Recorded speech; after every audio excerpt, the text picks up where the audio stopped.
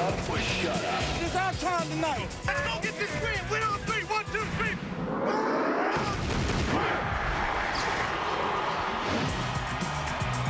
We're at Giant Stadium with a crowd of almost 80,000 to see a must-win game between the Jacksonville Jaguars and the New York Giants. Good evening, everybody. I'm Mike Patrick. It's great to have you with us. The Jaguars' great start has been replaced by a 3-game losing streak with a lack of points and big plays, and this from an offense with a history of big plays. They believe they can hit the Giants' defense with a couple of those tonight. In 7 weeks, New York has scored 8 touchdowns, 7 of them on offense. That's an average of 1 touchdown a week. They haven't been that bad since 1932, when Red Grange was the biggest name in pro football. And to fix that, Jim Fassel, the head coach, is now going to call the plays. Joe, his critics say that's a panic move. Is it or isn't it? Mike, it's really not a panic move. If it was a panic move, it would have happened 4 weeks ago. It's a change that Jim Fassel has to make. Desperate times call for desperate measures. What he's decided to do is take over this offense. He expects his quarterback, Kerry Collins, to go out and take some ownership of this game. He wants him to go out and play the kind of football that he knows this offense can. Gone is going to be the shifting and the motion and all the little tricks. If a play works, you're going to see it again. It's going to be an attacking style of offense, and he's put the onus on his quarterback to be able to go out, dictate the tempo of this game, and play the way the Giants have played before. Now, Paul, the interesting thing about Fassel's situation, he waited till mid-season to take over calling the plays. Tom Coughlin, he didn't wait till the mid part of the season. He started right from the beginning this year. And in order for Tom Coughlin and these Jaguars to turn this thing around, they've got to get tremendous production from their big three. Now, the running back, Fred Taylor, is having a sensational year. He's healthy, and he's got to be chomping at the bit after seeing what Philadelphia did on the ground against this Giant team on Monday night. But the big plays have to come from Mark Brunell, the quarterback, and wide receiver Jimmy Smith. Jimmy Smith told us yesterday, hey, I don't care if they got 1 guy on me, 2 guys, 3 guys. I don't care. Just throw me the football. Thank you, Paul. It's the Jaguars and the Giants in a game each needs to win. Whatever it takes to win this game is going to happen. Giants. Let's go, boys! This is the respect game. You got to go earn it. It's put up or shut up. Win on 3. 1, 2, 3.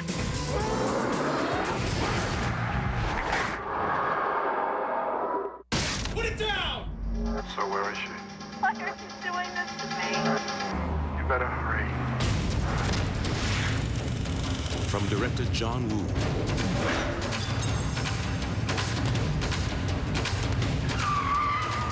Time and tide. You should be right there. Wait for no man. If you're gonna do it, don't take her with you. Hostage. Now playing at bmwfilms.com. Hello, Moto. The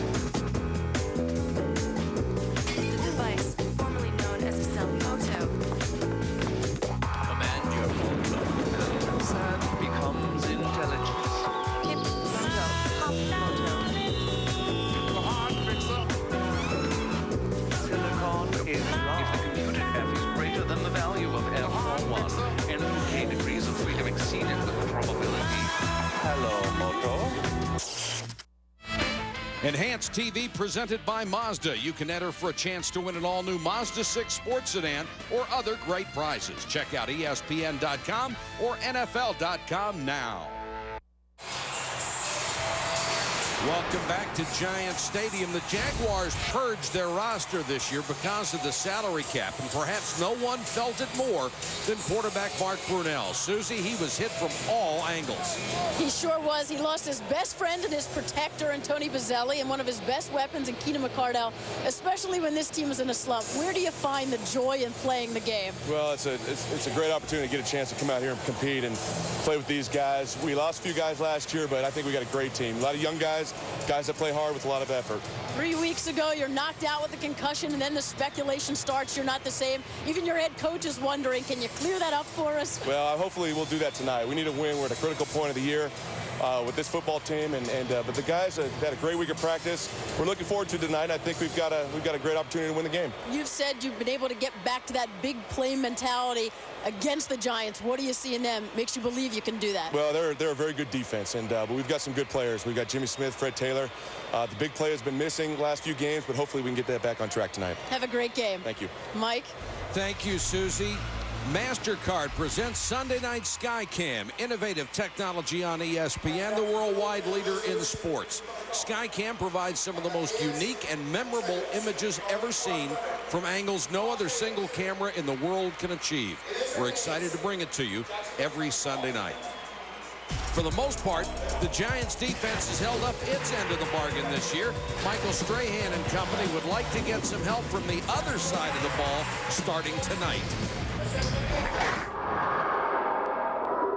I don't think there was a question of whether we were getting good advice or not from our old broker. We weren't getting advice.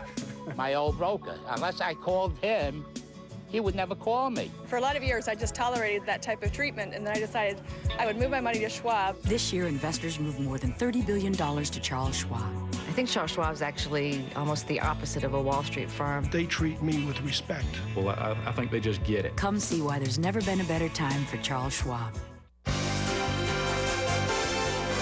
ESPN welcomes you to the following presentation of the National Football League.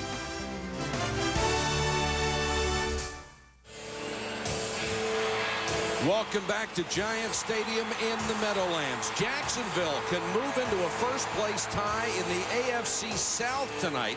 A win would get them even in their division with Indianapolis and Tennessee, who stand at 4-4. The Giants are just trying to stay within 2 games of the high-flying Eagles and actually avoid falling behind the Redskins for second place in the division.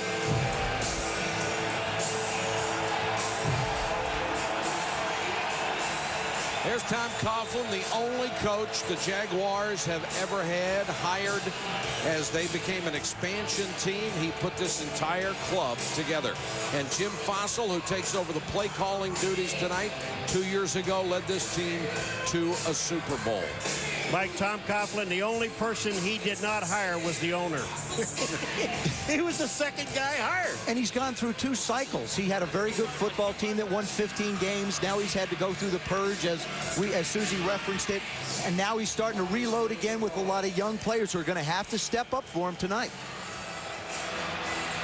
Matt Bryant will kick it away for the New York Giants. Charlton and Mack go back for the Jaguars. High, short kick.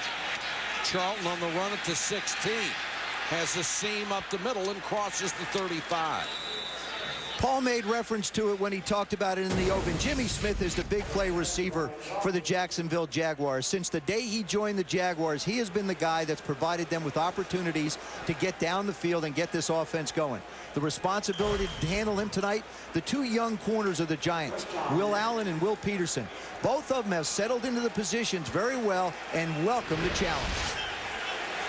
Taylor is the single setback. He started the weekend number 6 in rushing in the NFL.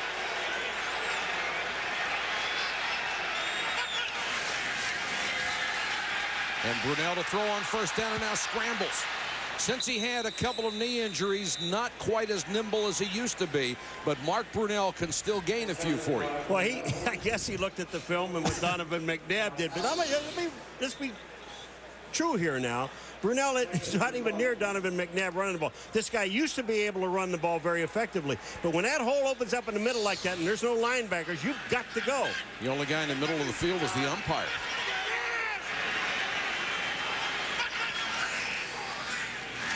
Play action by Brunell. And throws complete for the first down. Jimmy Smith with his first catch of the night to the Giants 45. Will Allen made the tackle. Jimmy Smith, the 10-year veteran. I mean, talk about a guy who's seasoned. All the catches he's had 33 coming into this year. He's working against Will Allen. Allen's only 5'10", does a nice job keeping an eye on the quarterback. But you see, he loses sight of the receiver. What happens is these corners get focused on watching the quarterback stop and lose sight of the receiver. Brunell lost the snap.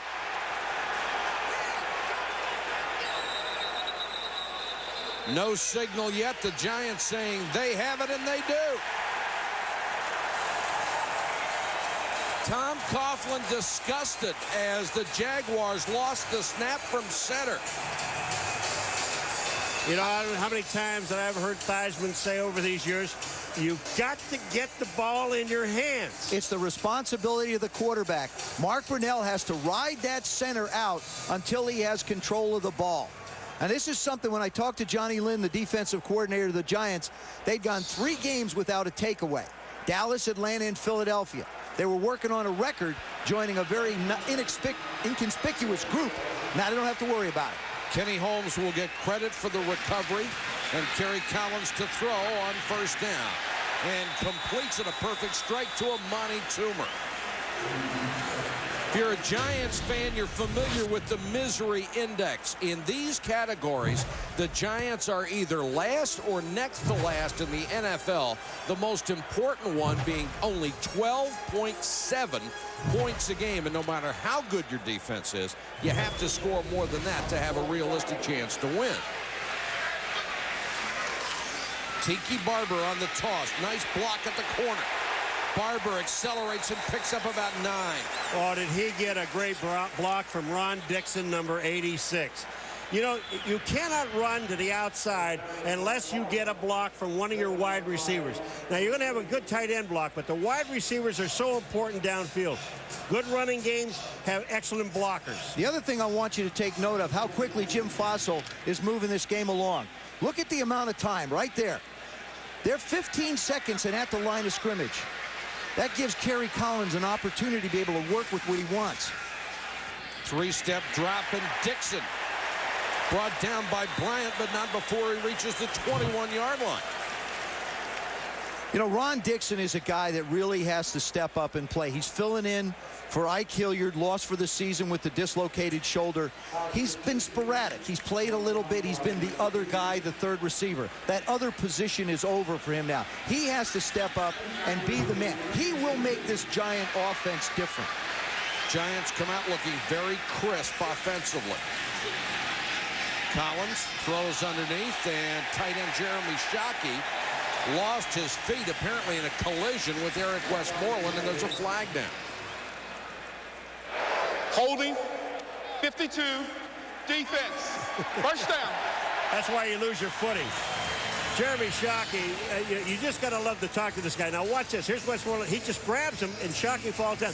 You know, that really wasn't such a bad play, but Shockey got tripped up and went to the ground, and when they saw that, they threw the flag. But that's where you wind up seeing so many flags called, don't you, Paul, on tight ends and linebackers trying to stay with them. How does a linebacker know whether you're blocking him or not? Exactly. Another first down for the Giants. Out of the eye this time. Stackhouse in motion. Barber. And Donovan Darius, like a guided missile out of the secondary, just had a beat on Barber and brought him down. We had a chance to talk to Donovan Darius yesterday, and you know, he talked about things like accountability. And I think when you're a veteran on a young football team, it's those kinds of plays, the hustle to go out and make a play near the sidelines that everybody sees and says, that's what we have to do. That's the way we can be better. Still, it was a gain of 5 for Tiki Barber. 2nd and 5. Delvin Joyce comes into the backfield, and they throw to Barber in the flat. Bryant brings him down, but good effort by Barber. Dives for the first down marker. We had a chance to sit down with Kerry Collins on Friday, and he specifically said the way to go at this football team is outside. They've got the 2 big guys on the inside, and whether it's run or pass, you see with Tiki Barber, he ran left a couple times outside. Now he's in the flat to the right. They want to attack the perimeter of this Jacksonville defense.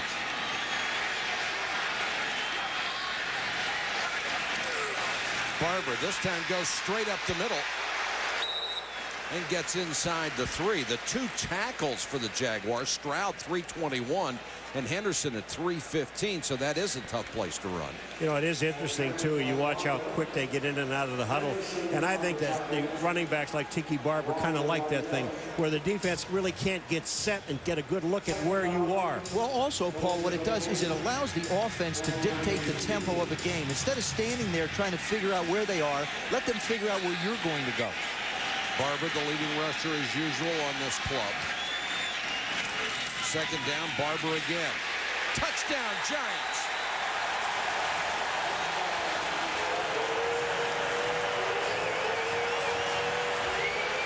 I'll tell you what.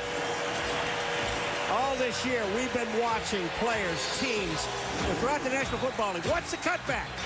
They go back to the other side. They get the guard pulling, and there's just no place to go. Stackhouse, the fullback, gets in the hole. This cutback is beautiful because you got pursuit going one way, you go back against the flow. Well, if that was an example of Jim Fossil calling the plays and the execution they're going to get out of it, the people in New York are going to be very, very happy with it. 7-0 Giants.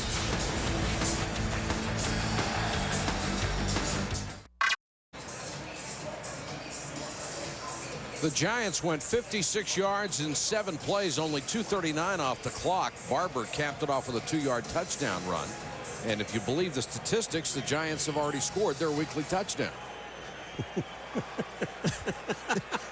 Okay, they're done. I'm sure they hope that's not the case. Better kick this time. Charlton from the 4. And takes it to the 26-yard line. Mark Brunell, whose fumbles set up the Giants scoring drive, will get another shot when we come back to New York. Jimmy. ESPN Sunday Night Football is brought to you by MGM's Die Another Day, starring Pierce Brosnan, rated PG-13. And Kia and the all-new Sorrento SUV. Kia, make every mile count. Giants fans love to get ready. This is Manny's Bar and Grill, just a few blocks from Giants Stadium.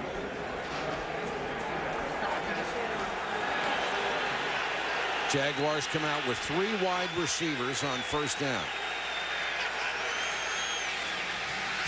Brunell, little bootleg, and throws complete to a wide open Bobby Shaw. They picked him up as a free agent from the Steelers. It's a gain of 27. You know, when I talk about receivers, Joe, have to block downfield. Yes. Now, Bobby Shaw catches the ball, and Jimmy Smith labels a defensive back. I mean, that's just neat. That's what you got to do. Watch this. Here's Jimmy Smith, number 82. Turn, bang. How nice that is. Jaguars in Giants territory for the second time tonight. Taylor runs right into Kenny Holmes and dragged down, gain maybe a half a yard. They check in with Susie. Well, Mike, one of Jimmy Smith's frustrations this season is continually getting double-teamed. He's still lamenting the breakup of one of the best trios in the NFL. He says he and Mark Brunell are so connected, they could hit it blindfolded. But it was Keenan McCardle on the other side that made it click. And 5 years together as a receiving duo, they had more receptions than any other duo in NFL history. You can't replace his skill and his leadership. It kept Smith going as well. But that's the business of the NFL, and he says, you know, we just have to move on. And they're still looking for somebody to replace McCardell on the other side, Susie. Smith, since he became a starter in '96, no one has caught more catches or more balls for more yards than Jimmy Smith in the entire league. And they started that search to replace Keenan with R.J. Soward, who is soured and gone on. Yes. Different spelling, but correct.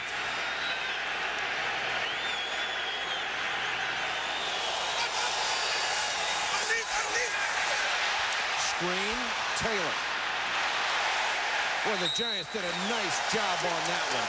Tremendous tackle by Mike Farrell, the middle linebacker. Plus, they got pressure on Brunell with the front 4. Well, it was a very, very well-designed screen. You got a guy like Michael Strahan, let him get close. If you want to throw a screen, throw it towards him because you know he's going to be there. He just manages to get a piece of it, and then Michael Barrow just hangs on with one hand to make the tackle.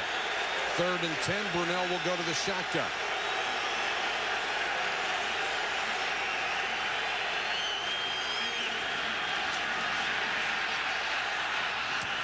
Brady, the tight end, will be stopped at the 39-yard line. Couple of yards shy of a first down. Brandon Short made the saving tackle. But the thing about this, though, is when you have Brunell that has that much time to throw the ball, eventually he's going to find somebody beyond the 10-yard marker. Chris Hansen will come on to punt. And Delvin Joyce drops back to his 10-yard line. Hansen having an outstanding year. Will try to pooch this one. Goes for the corner. And the Jaguars get it at the 1-yard line. Jimmy Redmond, a backup wide receiver, right there to make the down.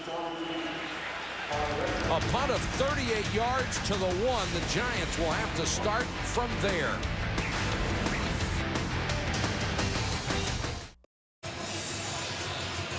Seven 0 Giants, 8:21 to go. First quarter of play. New York starts from its own 1. They already had the worst average starting field position in the entire NFL. But this is at the 1. I love an opportunity to throw it up top. Amani Toomer is a guy who's a big play guy for the Giants.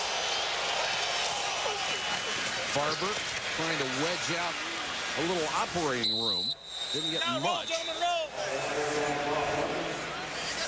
Jim Fossil has taken over the play calling for Sean Payton in his 3rd season as the offensive coordinator. The team had scored 7 touchdowns. They just weren't really going anywhere. Normally, when an offense struggles, you sit the quarterback down. Well, that's not going to happen here in New York. Kerry Collins wasn't playing that bad. And Jim Fossil said that something had to be done. He had called plays before, gave it up really in '99. It isn't that Sean Payton doesn't do a good job. They just weren't getting it done. Tough week for the young offensive coordinator. Collins to throw out of his own end zone, dumps it to Barber. And Tiki Barber has a first down.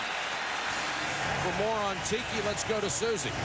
Well, I asked Tiki his take on the play calling change, and he said something had to be done. It wasn't necessarily the right thing, but something. But he said he has never seen Coach Fossil this animated or invigorated. You can tell he missed being a part of that action, and the team is reflecting it. Coach Fossil's being aggressive. They know they have to be aggressive, and they also know this could be the first step, because if things don't go right now, who or what's next? Exactly, and Jim said the one thing I'm not going to do is sit here and watch this whole thing fall apart. Collins finally throws an incompletion. He had hit his first 4. This was tipped. I'll tell you what's surprising to me, though. They got 2nd down and 9.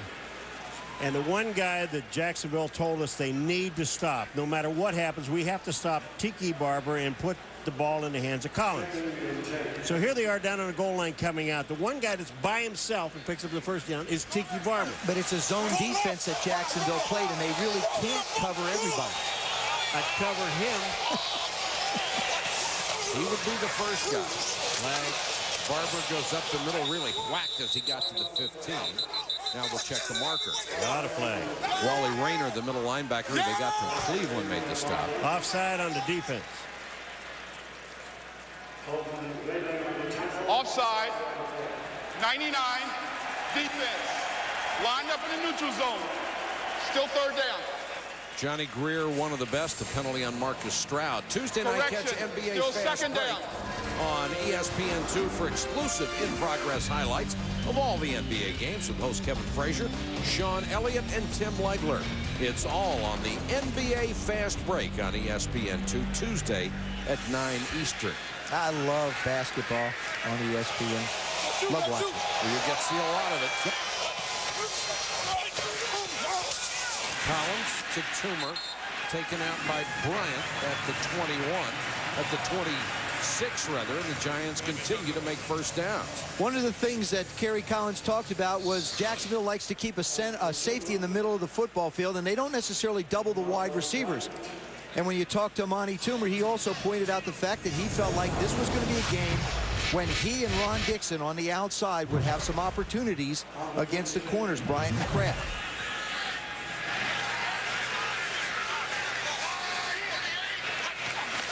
Blitz coming. Barber runs away from it and crosses the 30.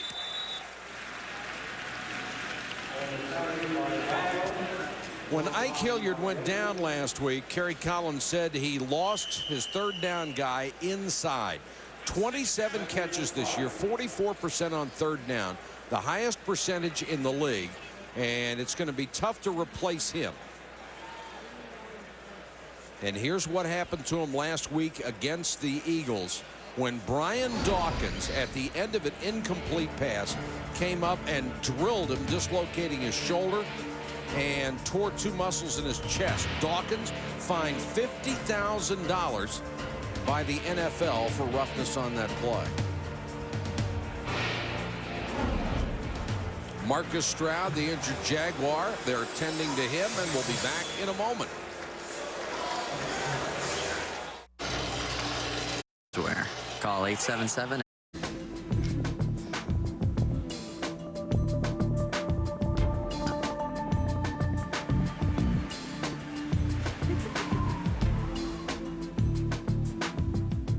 I hear there's a beach out back.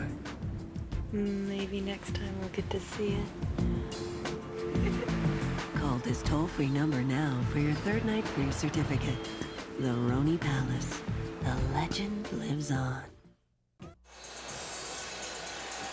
5:55 to go, first quarter. Giants on top of the Jaguars, 7-0, and it's Giant football at their own 31.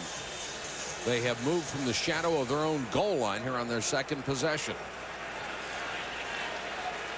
Both head coaches calling the plays in tonight's game. 2nd and 5, Barber. And so far, everything that Jim Fossil has called has worked. And there's a flag on this play. They saw something from the other side of the field.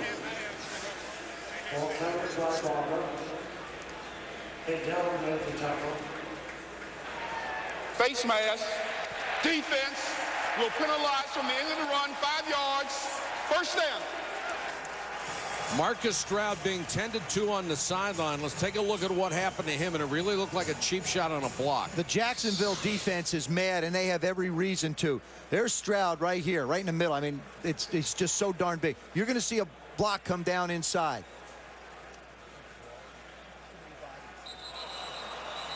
It was a post and cut, and it's as bad as chopping somebody on the outside. Prior to the snap, false start. Offense, the right side of the line. Still first down.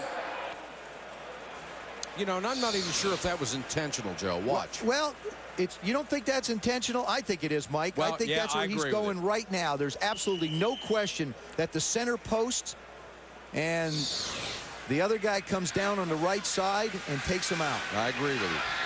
I thought initially he was trying to pick up the blitzer and missed it.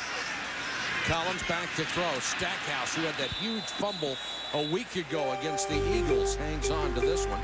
Will never fumble again. And Stroud being carted into the locker room.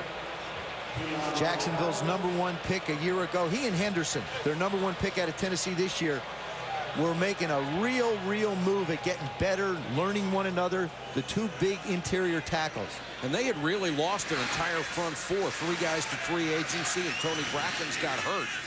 So the guys who started a year ago were gone. There's Shockey, the rookie tight end out of Miami, down to the 43-yard line. It's only a matter of time to throw the ball to Shockey, because if you're going to try to cover Shockey with a linebacker, it's not going to get done. And I don't care if he's on 1 foot. Look at Shockey in the middle. There are no backs there. These are linebackers that are covering Shockey. He is wide open in the middle. That's a linebacker.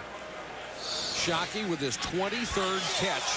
That's more than all the Giants tight ends combined caught last year.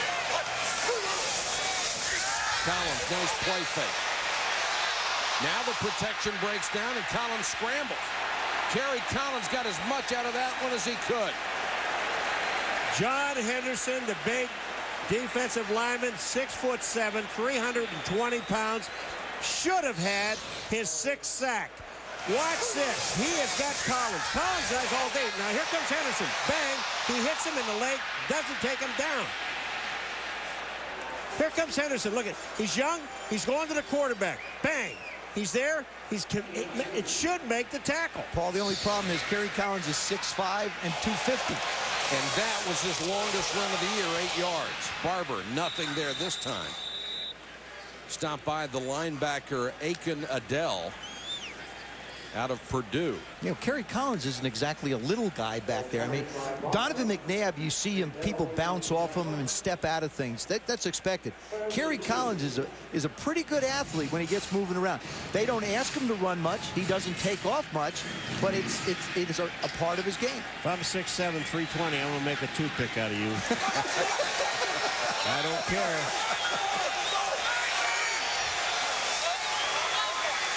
Third and 2 for the Giants. Barber. First down and more near the 30. Let's go to Susie. Well, Mike, the report on young defensive tackle Marcus Stroud is a knee sprain. They're going to take him in, check it out. Right now, questionable. But just based on the test they were doing on his knee as they were taking him off the field, I would say not very likely we'll see him again tonight. All right, thank you, Susie. The last thing Tom Coughlin needed to hear was that he would lose one of his star defensive players. The Giants operating on all cylinders right now. Collins to throw again and complete. Amani Toomer inside the 20-yard line. You know, this is just too easy for the Giants. And you know, I agree. It's got to be the play calling. Fossil's taking over. They're running the simple plays. Amani Toomer to the outside. What they have done, which they said they wanted to do, was to attack Jacksonville's outside. They have done that. And they're running cutbacks against the defensive line. The other thing you're seeing is very little movement from the Giants. They're getting out of the huddle, going to the line of scrimmage, and there isn't a lot of audibleizing either. Barber straight ahead.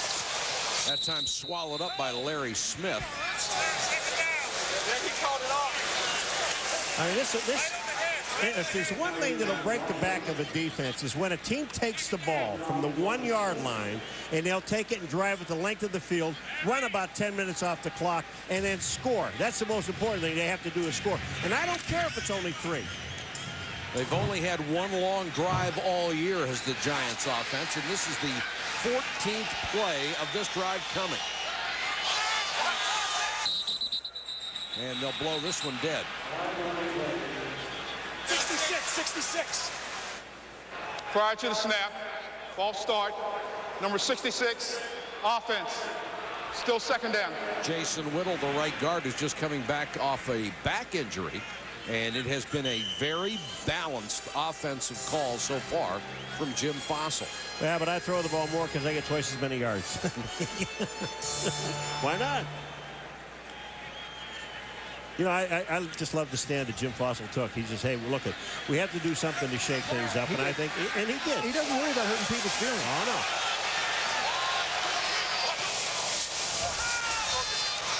Collins under pressure this time, and he'll get him back at the 23. Now, Mike, that didn't seem like much, but in Kerry Collins' world, that was very important. Remember, last year he had 23 fumbles, and the problem he had is he continued to try and escape. When he got in the pocket, what he would do is if there was a problem, instead of going up this way, he would try and escape to the outside. And what wound up happening is people wound up knocking the ball out of his hands, and there'd be a turnover. One of the things he thinks about and talks about all the time is step up in the pocket, step up in the pocket. Aiken Adele got the sack. Mike Rosenthal got away with a hold, but still couldn't keep him out. Collins with time, hit just as he throws from behind. And there is a flag down. That may have been a blow to the head. Donovan Darius came on the blitz. Well, there's also a flag downfield, and it's on the offense. It's on the receiver.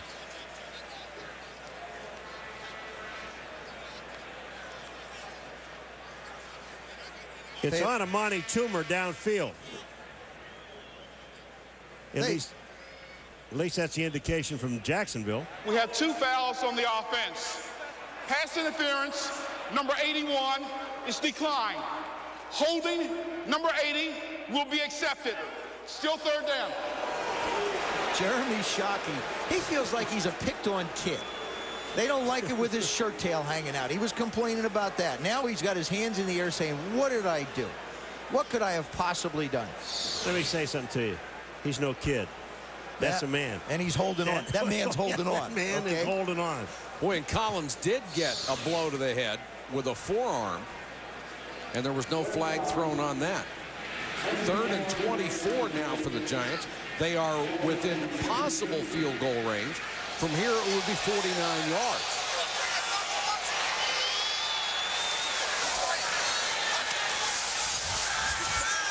Three-man rush, screen. Tiki Barber still on his feet and got down to the 23-yard line. And that's the way the first quarter will end, with the Giants on top of the Jaguars, 7-0. Yo, Busta Rhymes, I'm a huge fan. I'm on a date with this honey, Erica. Right. Man, you could hook me up if you came by the table and said hi. See what I can do, man. Yo, for real? Yeah. Yeah, man. Hey, yo, dog, what's going on? Buster, can't you see I'm busy? Keeps calling me when I rap on my record. You got disrespected. I don't think I got dissed at all. Why you say that? Did y'all meet Erica yet? From last night? Life is best told over a great tasting Miller Lite at a place called Miller Time. At Kia, we challenged ourselves to create the perfect mid-size SUV. So we loaded the new Sorento with standard features. Included a powerful V6, added dual front and side curtain airbags, and a 10-year, 100,000-mile warranty. But the greatest challenge was to make it affordable. So we hog-tied our accountant, threw him in a closet, and priced it under 20 grand. Introducing the Sorento from Kia. Make every mile count. Who the man? Yoda Man. When you take home the first perfect clone on DVD. Star Wars Episode 2. Yoda the Man on DVD November 12th.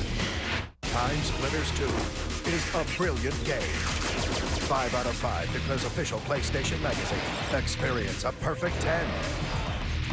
Time Splitters 2. Available now. Rated T for teen. ABC Wednesday. This is super. Sandra Bullock. Yeah! Sandra Bullock falls on her face. Goes up in flames. Sandra Bullock returns to George Lopez. ABC Fantasy Wednesday.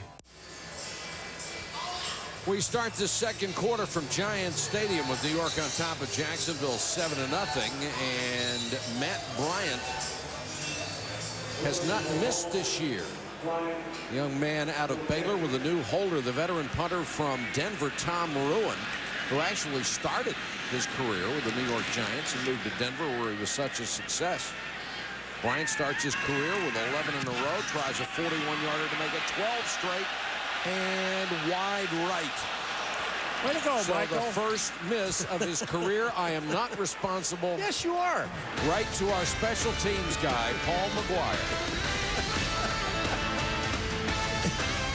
Hi, Billy Mays here for Phone Free. Phone Free is the first hands-free device designed with no wires, no plug-ins, and no hands. Phone Free transmits your conversation through the car radio speakers. Instead of hearing music, you hear the person you're talking to, so you get crystal clear sound. Just clip, press, and talk. It's that easy. Hi, this is Billy. Hi, Billy. We're on for lunch, okay? Okay, thanks for the call. Phone Free is the easiest, most affordable system ever, and it works with any phone. But call right now, and we'll include a free universal dash mount that installs to any surface easily. That means you get Phone Free and the universal dash mount all for just $19.95. But you gotta call now. But wait, as part of this special promotion, now you can get 2 phone frees for the price of 1. That's 2 phone frees, all for just $19.95. Call now. Call to order your phone free system, and through this exclusive TV offer, you get 2 phone frees for the amazing price of $19.95, plus shipping and handling. Call 1-800-872-2582. Call now. The easiest, lowest cost way to order pay-per-view. Keep a phone line connected to your receiver. Tune in to pay-per-view channels 455 through 525. Choose your show. Hit select. Confirm your order. Enjoy. Tonight, order Dish On Demand pay-per-view with your Dish Network remote.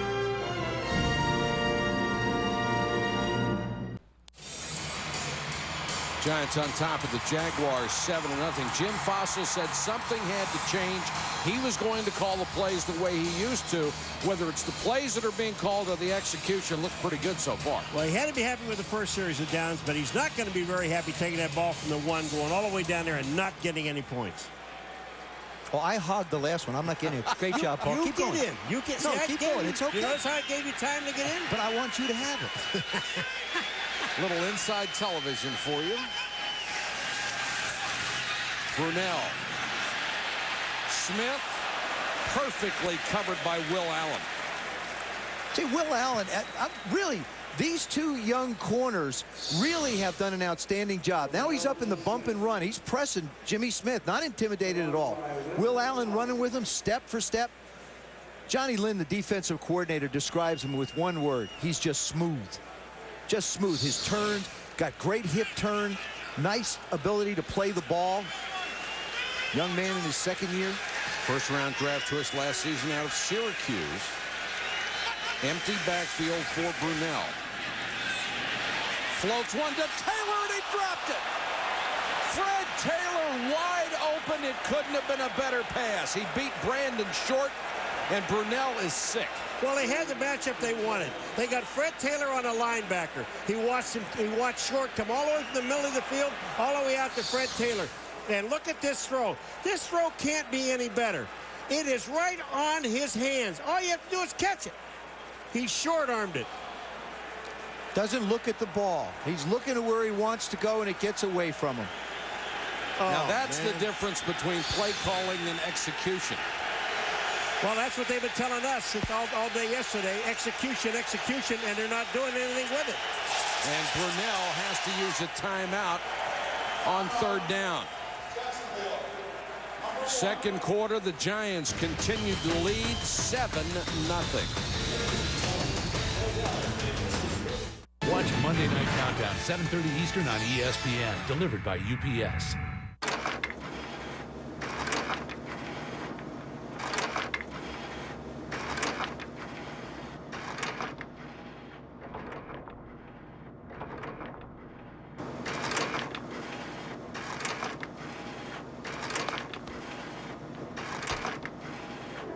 Right now, fly Southwest Airlines for just $39 to $99 each way when you purchase by November 7th. So get packing. You are now free to move about the country. Getting pumped before your next meeting? I like that strategy, but your game phase could use a little work. You have to go for everything. That gives you an advantage over the competition. Thanks. Good job. Business travelers need a good game plan. Count on everything from business services to room service. Gritch up that nose. You just gotta feel the face. You just gotta feel it. Make 3 stays and earn 2 free nights. Call 1-888-MARRIOTT today. Marriott Hotels, Resorts, and Suites. Your Marriott awaits. The ability to reinvent the way the game is played is to do the unexpected. Power, style, and grace. Introducing the GMC Envoy XL. GMC has got the game that others are unfamiliar with. You can't fake professional grade. ESPN Sunday Night Football is brought to you by Southwest Airlines, proud sponsor of the NFL, an official airline of Super Bowl 37. And Marriott, wherever business takes you, your Marriott awaits. Aerial coverage courtesy of Southwest Airlines. That's the George Washington Bridge, opened in 1931. More than 53 million people pass over that bridge every day. And if you've ever been stuck in rush hour, it seems like 53 million that day instead of a year. Every day with you. That's right. They follow you to get there. 3rd and 10 Jaguars. You'll notice Kyle Brady is lined up to the side where Michael Strahan is. They don't want him too close to Brunell. And then Brady goes out for the pass, makes the catch, but shy of the first down at the 39. Good stick by Omar Stoutmire. That's the second catch that Brady has caught. He's short of the first down, but that one is not his fault. That's right. Both of them were on 3rd downs, and it's just a good job by the Giant defense bringing the blitz and dictating to Mark Brunell where they want him to go with the football. Chris Hansen to punt to Delvin Joyce. Oh, great kick. Joyce, fair catch, just inside the 20-yard line, a 41-yard punt with no return, and the Giants will start from there.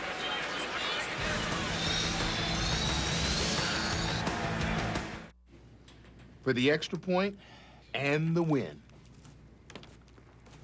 Snow. All right. Blizzard. All right. Get a choke? Oh, I guess not. Sunday NFL Countdown, 11 a.m. on ESPN. Would you like to own your own business and enjoy financial independence? Nationwide Cyber Systems introduces the payphones of the future, public access internet terminals. These amazing machines offer high-speed internet access, email, and even video email for just 25 cents per minute. They take cash and credit cards. USA Today reports public access internet terminals may soon become as common in airports and shopping malls as pay telephones. Bill Gates says they will not only replace payphones, but access to terminals will be essential and available everywhere. Nationwide can start you in a turnkey business and help you secure the most profitable locations in your area before someone else gets them. You can start part-time and expand according to your own timetable. Call now for your free information package, Unlimited Income Potential. Don't delay. The best locations won't last long. When you have money problems, just going to the mailbox can be frightening. It's the same when the phone rings. You know it's another creditor. I thought bankruptcy was the only way out. Then I called AmeriDebt. Every day, AmeriDebt helps more people with money problems. We're a nonprofit organization offering free consultations to consumers seeking to eliminate their debt. Now my balances are dropping, and I only have one small monthly payment. Call this number regardless of your situation. AmeriDebt, helping America get out of debt. 14:02 to go first half of play. Giants will take over at their own 20. And Ron Dane comes in for the first time. The Giants dominating time of possession and total yards, as well as the scoreboard, 7-0.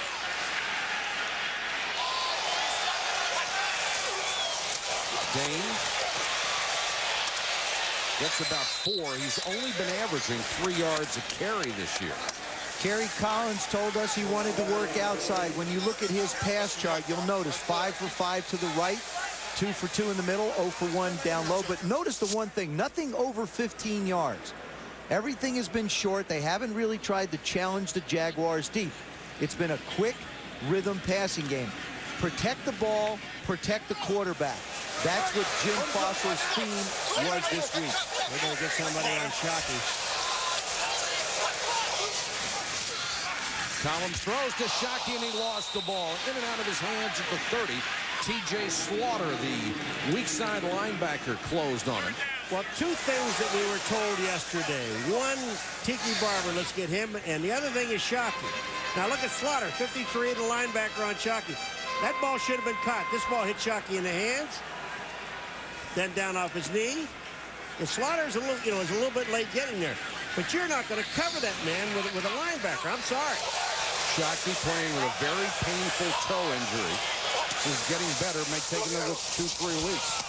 Collins throws. He's got the first down this time as Dixon makes the grab up to the 39-yard line. And Ron Dixon is the guy who's got to do the job for Ike Hilliard.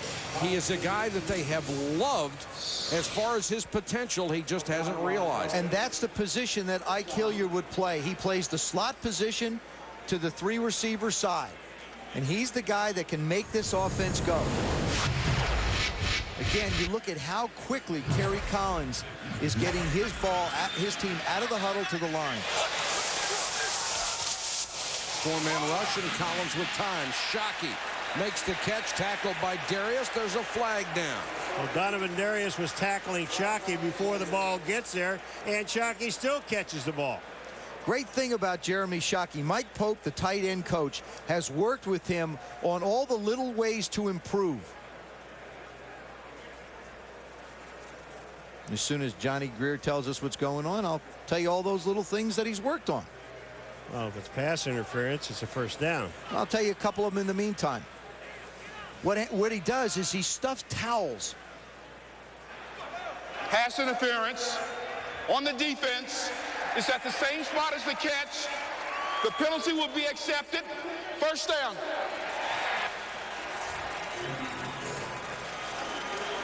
What Mike Pope, the tight end coach, does is he would stuff towels in the face mask of Jeremy Shockey, and he could only see that much, and it helps him focus on the ball. Also, for the night game against Philadelphia last week, he had him stand in a shed in the darkness and open the door enough to be able to just throw the ball and have him catch the ball coming out of the light into darkness. All ways to try and make Jeremy Shockey understand that he has to focus and he has to concentrate. Did Shockey tell you how many times they hit him in the head with the ball? A few. You're standing in the dark and you open the door. And a ball comes through. Yeah, the light's blinding you. The ball comes through, hits you between the eyes, and the guy's got a broken nose. But other than that, Mike Pope, learn how to catch. You really got to trust the guy who's opening the door. That's right. Dane, no gain on his carry, and Collins back to throw. Good protection again. Underneath to Campbell, the other tight end, and he's down to the Jacksonville 46. Let's go to Susie. She's got more on Jeremy Shockey. Well, Mike, last week he took a lot of flack for trash talking about the Eagles defense days before the game. He contends that what he says or someone says about him doesn't make him play any harder. Coach Fossil didn't like it, but he said to him, look, I don't want to change you. There's just a few thorns that we need to shave off. But don't rip your opponent. That's just not smart. You don't want to awaken the sleeping lion. But Jim Fossil loves his competitiveness. He said he was going to build a model of a player. It would be Jeremy Shockey. Well, you know, Susie, when they drafted him, they said, we're not drafting a tight end, we're drafting a playmaker. The guy's 6'5", 255, who can run. He just drives people nuts. There's no way you can match up with him defensively. You know what's amazing about him? He's got torn ligaments in his toe. Torn ligaments, folks. And anybody, if you ever torn anything, you understand. When you're sitting there looking at him, you know, ask us, he said, well, they tape me up really good. I said, you ever taken a shot? He said, no, I never take a shot for pain. Never take a shot. He said, but you know what's going to be interesting? He said, it'll probably be well in the next 2 or 3 weeks. Now he's a doctor. Yeah, well, the doctor, that's where Fernando Bryant is headed to. Exactly. Looks like a shoulder. Now, that's a big blow to this defense because he's come back off of injury, spent 2 years to get himself healthy. He's about 10 pounds lighter. He's got his speed back, and he's really started to play himself into shape and into form. And Kawaki Thomas, number 41, will probably fill in for him out there. They took Bryant, first-round draft choice out of Alabama. He had that foot injury that hampered him for 2 full seasons. Ron Dane straight ahead. Dane inside the 40 to the 38. Jim Fossil talked about Ron Dane in a couple ways. First of all, he said, I'm not going to roll these backs in and out. You're not going to get 1 carry, 2 carries, and come back out. He wants to stay with people. So you see Ron Dane in the game. He'll be there a while. We saw Tiki Barber for a while. The other thing he talked about is he felt like Ron Dane is a better back when he doesn't have a fullback in front of him, which is the set that they're in now. New York has already racked up 14 first downs in this game. Collins has been nearly perfect. Dane on the catch and spun backwards after he reached the 33. Rainier and Slaughter on the tackle. You know what? Kerry Collins tonight is just looking at the wide open receiver. He is being very patient. He has time to throw the ball. The offensive line has given him all the time he wants. And he's not getting greedy. He's dumped the ball off about 4 or 5 times now to the backs coming out of the backfield after a fake. All he needs tonight is about 200 yards passing to be on a 4,000-yard pace for this year. Wide receivers have caught 5 to the running backs, 2 to the tight ends. And Dane trying to establish that rhythm, brought down by Slaughter again. It should be another first down for the New York Giants. See, I think to a degree the criticism that Ron Dane has received as a big back #1 pick with all the hype hasn't really been fair, because he hasn't had a chance to really get into a rhythm and carry the ball. We see a lot of great backs in this league build up their yardage late in a game when a team is trying to control the game. And he hasn't had that opportunity. The other problem is that number 21 guy, Barber, is pretty darn good. Fernando Bryant somehow has come back into the ball game, and so is Tiki Barber.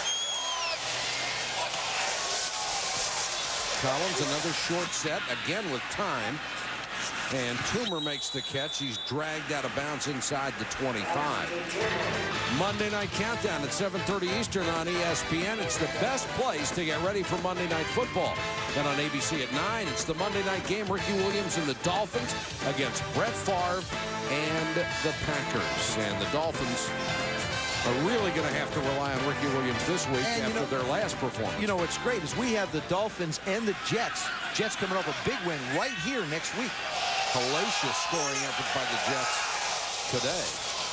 Barber, nice little hole to run through, got it down inside the 20-yard line. Marlon McCree, the former college linebacker who they moved to safety, was in on the tackle. You know, saying Collins is efficient. This offensive line is efficient. They are just doing everything they need to do to get that little hole to get Tiki Barber or Rondé into it. And once they're into it, they got linebackers in front of them. Paul, you make a great point. Sean Payton is in a no-win situation. If this offense wasn't efficient, then, you know, he's not going to have a chance. If they are, everybody say, well, it's a play call. And it's not. It's the way this offense is executing. Dane is back there in a short yardage situation. Didn't look like he even got close. It'll be 4th down.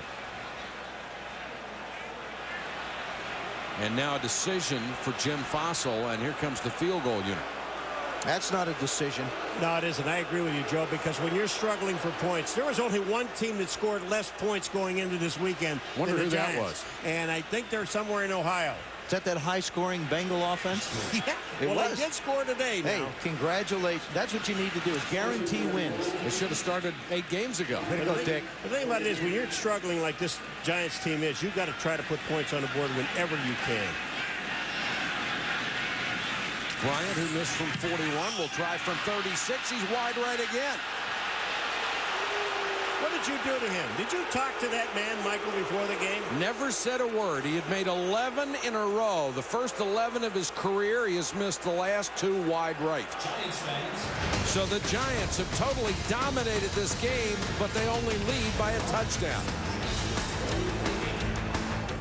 The ability to reinvent the way the game is played is to do the unexpected. Power, style, and grace.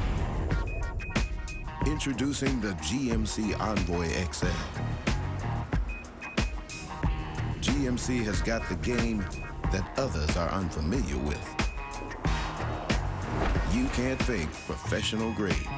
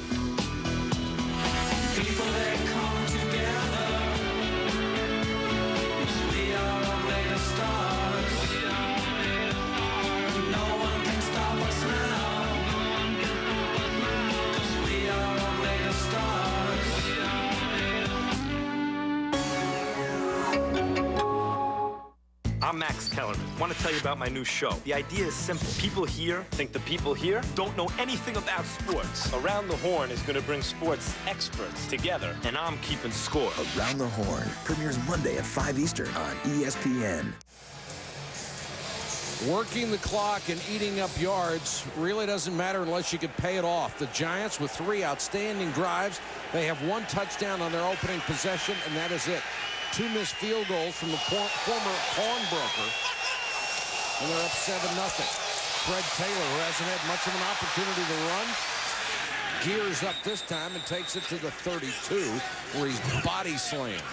Fred Taylor coming back off of a knee. Said yesterday he's really not 100%, not totally back yet, getting there. Of course, the wide receiving core. This is where Tom Coughlin says, Mark Brunell, Fred Taylor, Jimmy Smith, you have to get it done. And Brunell's got to be concerned because Baselli's gone, and they've got a rookie in Mike Pearson playing that left tackle position. And so far, he's done a good job on Kenny Holmes. 2nd and 5 for the Jaguars. Taylor again. Cuts it back, got away from Strahan. He's got outstanding speed, but Will Allen came up from the secondary to seal the corner. When you talk about getting away from Michael Strahan, you're getting away from one of the best in the business. Michael Strahan's going up against Todd Fordham. And Michael Strahan never, ever stops. I mean, this guy's, when he goes on the sideline, he never sits down. He's always in the game. Had that record-setting season a year ago with all those sacks, 22 and a half, only has 4 this year. He is a marked man for offensive lines, backs, and tight ends. Well, Jacksonville told us they're not going to run where he is. 3rd and 6, Brunell, short set to Jimmy Smith. Smith down the sideline, 40, almost the 35-yard line, got away from William Peterson. William Peterson just learned a lesson, Joseph. And that's it. You better keep him in front of you. Jimmy Smith, watch this move that he makes. Ball's there. He's got the first down. Boom. When you think you have him, you better get yourself in a football position and ready to make a tackle. See, I believe as a corner, when you get a hitch in front of you like Smith, you've got to close from the outside and use the sideline as the other defender, knowing that the pursuit's coming from the inside. He let him escape where he shouldn't have.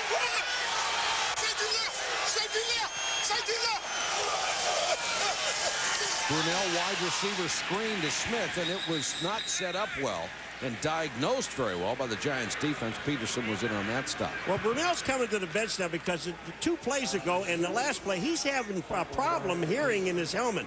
We saw that with Peyton Manning a week ago, Joe.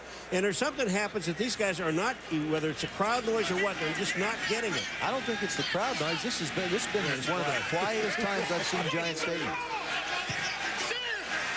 Gain of only 2 on the screen. Brunell under pressure and just throws it away. There's a flag on the play. I think this is going to be intentional grounding. And Brunell said he had a man out there that he was throwing to. He's trying to throw the ball to Bobby Shaw on a route, and Shaw and Brunell are not on the same page. Johnny Greer is still going to call intentional grounding. I don't think this is right. Well, I'm going to tell you what Shaw does, though, Joe. Shaw pulls up, so there's nobody there. Shaw stops. Yeah, but that doesn't mean it's intentional grounding. That's Bobby Shaw up there. What happens is he stops right here. Brunell winds up throwing the ball down the field. Say, watch the top receiver, Bobby Shaw. Okay, there he is. He's running the post. There they are, trying to go up the field, and Mark's trying to throw to a spot. I think what you're doing is you're asking officials sometimes to get into the head of the coach, and that's not right. 3rd and now 20 after the penalty.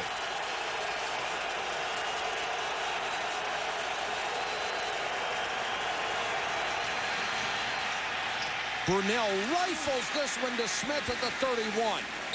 Boy, that was a bullet. Peterson was in there with the stop, and now they're saying he didn't catch it. Well, you've got to remember, if you catch the ball, you have to come down and make a football move.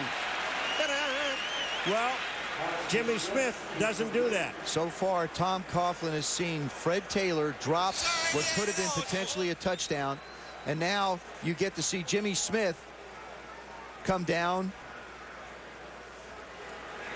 Right there, ball comes out. Boy, that's a great throw on 3rd and 20 with a 3-man rush and 8 guys dropping. Delvin Joyce back to take the punt. Makes the fair catch signal, muffed it.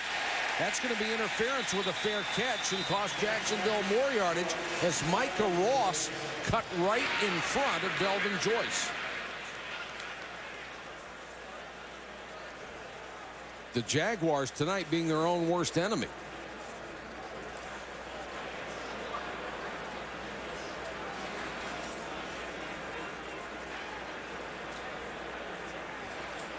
Fair catch interference on the kicking team will penalize 15 yards. First down. And right now, if you'd like to light a cigar, you can use Tom Coughlin's forehead. That's the penalty on the Jaguars, and it will give the Giants much better field position. On the season finale of Bake, Borrow, and Deal, they've accomplished the most grueling sports tasks ever. All this for one task.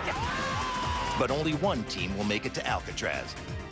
Bake, Borrow, and Deal, the season finale, Tuesday at 8 on ESPN. Now available for the first time ever on Dish Network. NHL Center Ice. Over 1,000 NHL games, plus select Stanley Cup playoff coverage for 3 payments of $53 each. All 30 teams on the quest for Lord Stanley's Cup. Call 1-800-333-DISH. 1-800-333-3474. Order NHL Center Ice from Dish On Demand pay-per-view and take a break from routine TV.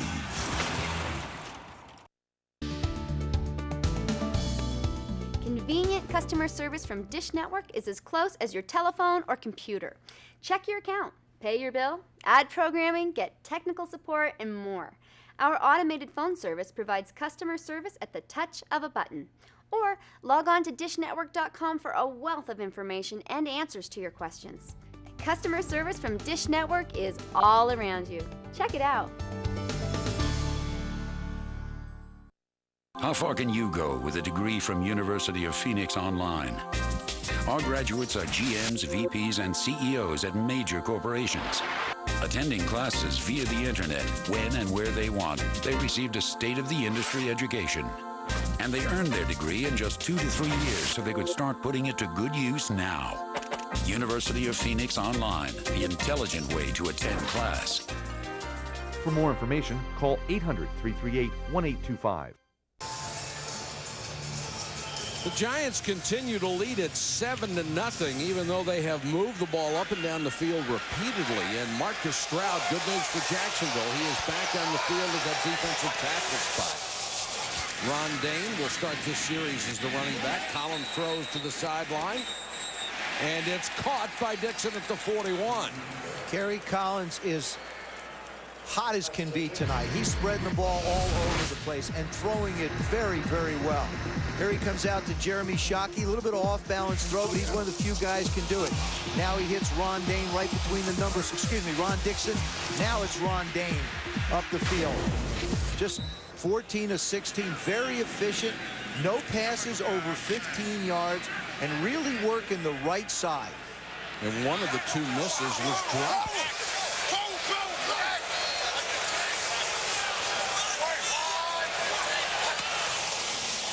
Dayne off the right side. Takes a shot from Slaughter. Let's go to Susie. Well, Mike, after Sean Payton was stripped of his play-calling duties, Kerry Collins called the whole team together just to enforce, hey, guys, this was our fault. And he said he hated to see Payton be the scapegoat and have to take the fall for what they had done. But he said going back and dissecting all the problems really wouldn't do anyone any good. As the quarterback, everybody is counting on him. But he said this week was rough on everyone. This is a week when it's just a job. Everyone knows people's jobs are on the line, but right now it's not fun for anybody. Boy, that's for sure, especially, Susie, for Sean Payton. Jim Fossil says he still has a lot of confidence in that young man as the quarterback coach. Dayne trying to get the first down, and will have it up at the 38. You know, Michael, this is a classic example of a game where ball control, all the time running off the clock and not doing anything with it. Yeah. I mean, they've got 7 points and they've controlled this entire ball game. And you know, a lot of people say, well, look at the time of possession. It doesn't mean a thing unless you do something with it, and they haven't done anything with it. And Jacksonville, on the other hand, you leave them in a game with those offensive weapons the way the Giants are, it can come back and haunt you. And the Jaguars take a timeout on defense. Keep in mind that the Giants are only averaging 12.7 points a game, and that's one thing they have faced all year. Good drives, no points out of it. The NFL's 119 game officials are helping blow the whistle on cancer this week. They will donate portions of their game checks to the V Foundation for Cancer Research. The V Foundation was founded in 1993 by ESPN and the late Jim Valvano. The officials' donations will be matched by NFL charities and total $30,000. To make your own donation, call 1-800-4-JIMMY-V, a charity that Dick Vitale has worked tirelessly for. Mike Pereira, the head of the officials, is a cancer survivor, and by the way, doing an outstanding job with his crews to try and keep them alerted, sends us a lot of film, a lot of information to make sure that we can pass it on to the fans and have everybody understand sometimes what these officials call, because it needs some explanation sometimes. The Giants from their own 43. Collins pressured, throws. Stackhouse will make the catch, but a gain of only a yard. Now they're saying it's incomplete. See, I think right now, to be honest with you, the Jacksonville defense is really doing well. They're basically bending, not breaking. The first touchdown drive was a short 7-play drive by the Giants. Right. But even though they have gone up and down the field, as you referenced, Paul, they aren't getting in the end zone. Of course, Mike, you jinxed them in the beginning, said they hit their quota already. So, but I agree with you. When you leave a team like Jacksonville with their high-powered offense on the field and let them stay within 7 points of you, be awfully careful. Collins under pressure. He goes to Shockey. There is a flag down. The tackle made by Adell. And it's going to be interference, I believe, against Jacksonville. Pass interference. Number 51, defense. First down. Adell. Jeremy Shockey, you know, they're trying to cover him many times with a linebacker, and I think that's impossible. Look at Shockey. Gets himself free. I mean, he's got tremendous hands. Look, watch his concentration. Here's one time there's pass interference. Now he blocks on Donovan Darius. He just screens him up. A couple jabs to the head. But the thing about Shockey, he's been interfered twice and caught both balls. Well, this is the perfect chance to try and throw one deep. They haven't all night. And Shockey will lose 2 of those catches because they don't count because of the penalties.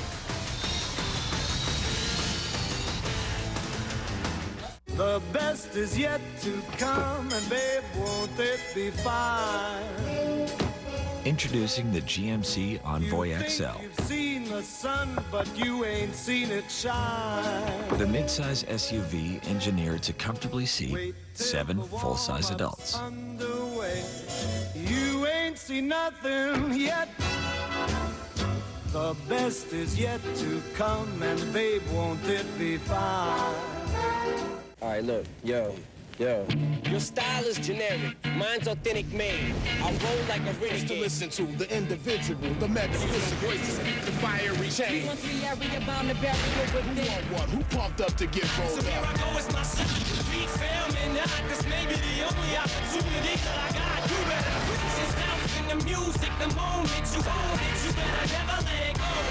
If something's gonna happen, it needs to happen now. Rated R at theaters Friday. Do you want to go? Want to go? You wanna go? Bring it, Chumpzilla. You couldn't tackle me in a phone booth. You couldn't see me with a telescope. You want a piece of this old man? Cry, little boy, cry. Cry. You ain't ready for me. You getting crazy. You think you can beat the best? You feeling me? I'm feeling you. Looks like the NFL has its game on. Do you? Madden NFL 2003. If it's in the game. EA Sports. It's in the game. Rated E for everyone. New York City, yeah! Everyone's a fan of New York, so make a plan to touch down in New York this season. The Toyota halftime show with Chris Berman coming up. The fastest 3 minutes in television, our big sticks, and the Bay Area battle. All that and more with Chris coming up. 2 minutes to go first half here. The Giants have pushed the Jaguars all over the field and have 7 points to show for it. The Giants have 3 timeouts.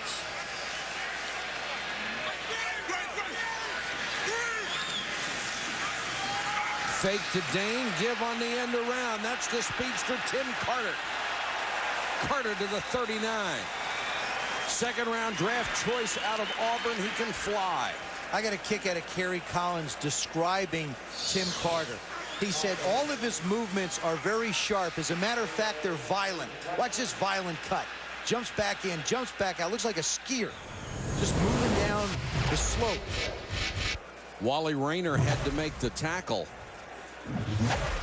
And another first down for the Giants. The Jacksonville 39, clock running, 1:22 and counting. Blitz coming. Shockey, what a catch. I'll tell you what, Shockey was held. I mean, they grabbed him by the face mask. Short, I think, was on him, number 53. Look at this. Watch this. Excuse me, it wasn't Short. Westmoreland. It's Westmoreland. but he grabs him by the head, and then Shockey still makes the play. Look at this catch. Jaguars struggling on defense, just ran somebody off. Players still running around saying, all right, what are we doing? And Collins has it batted down in his face. Marcus Stroud.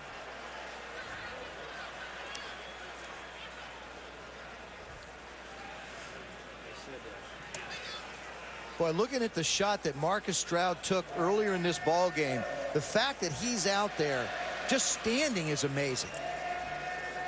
He's a great athlete, big, powerful guy. Watch him from the right side up against Whittle. Just throws that big paw up and swats it back in Kerry Collins' face. Take that. Look more like volleyball. Look like See the Shaq. size of his hand? About as big as Shaq, too. 2nd and 10. Collins hit from behind as he threw that time. And it was Aiken Adele, the blitzing linebacker. When this young man arrived from Purdue, he brought his younger brother with him to enroll in high school in Jacksonville. His younger brother is 15 years old. He is 6'1", 290. He's 15 years old. That's my little brother. This is a little house I brought with me. Giants offensively just really being average. They're sort of moving real well between the 20s, but can't crack the end zone. Where's the field goal kicker? And now Collins will use one of his timeouts with 35 seconds to go in the half. The Giants have marched up and down the field, but have only that 7 points to show for it. The Jaguars are a totally different defensive team because of free agency. Defensive end Ronaldo Wynn went to Washington as a free agent. Gary Walker, maybe their best player up front, went to Houston, as did his teammate Seth Payne. Kevin Hardy went to Dallas. The middle linebacker Hardy Nickerson went to Green Bay, and Aaron Beasley went to the New York Jets. Now these are very good defensive football players. You lose all these guys in 1 year, and then Tony Brackens gets injured at the start of this year. And then you change defensive coordinator. John Pease takes over. 7 years he coached the defensive line, and he got his chance. Of course, Tom Coughlin doesn't complain about anything. He said, hey, it's part of the game. This is what happens. But next year will be better. Yeah, their cap situation will be better. And they're still in the fight this year. Oh, yeah. They've got a chance to tie for first place in their division with a win tonight. Collins, 4-man rush. Good protection, then a double clutch, and down he goes. Marcus Stroud, his 2nd sack, and there is a flag down in the secondary as Shockey is busy picking himself up off the turf at the 10-yard line. You think Shockey's not animated? Shockey's fun to talk to. He's great to watch, too.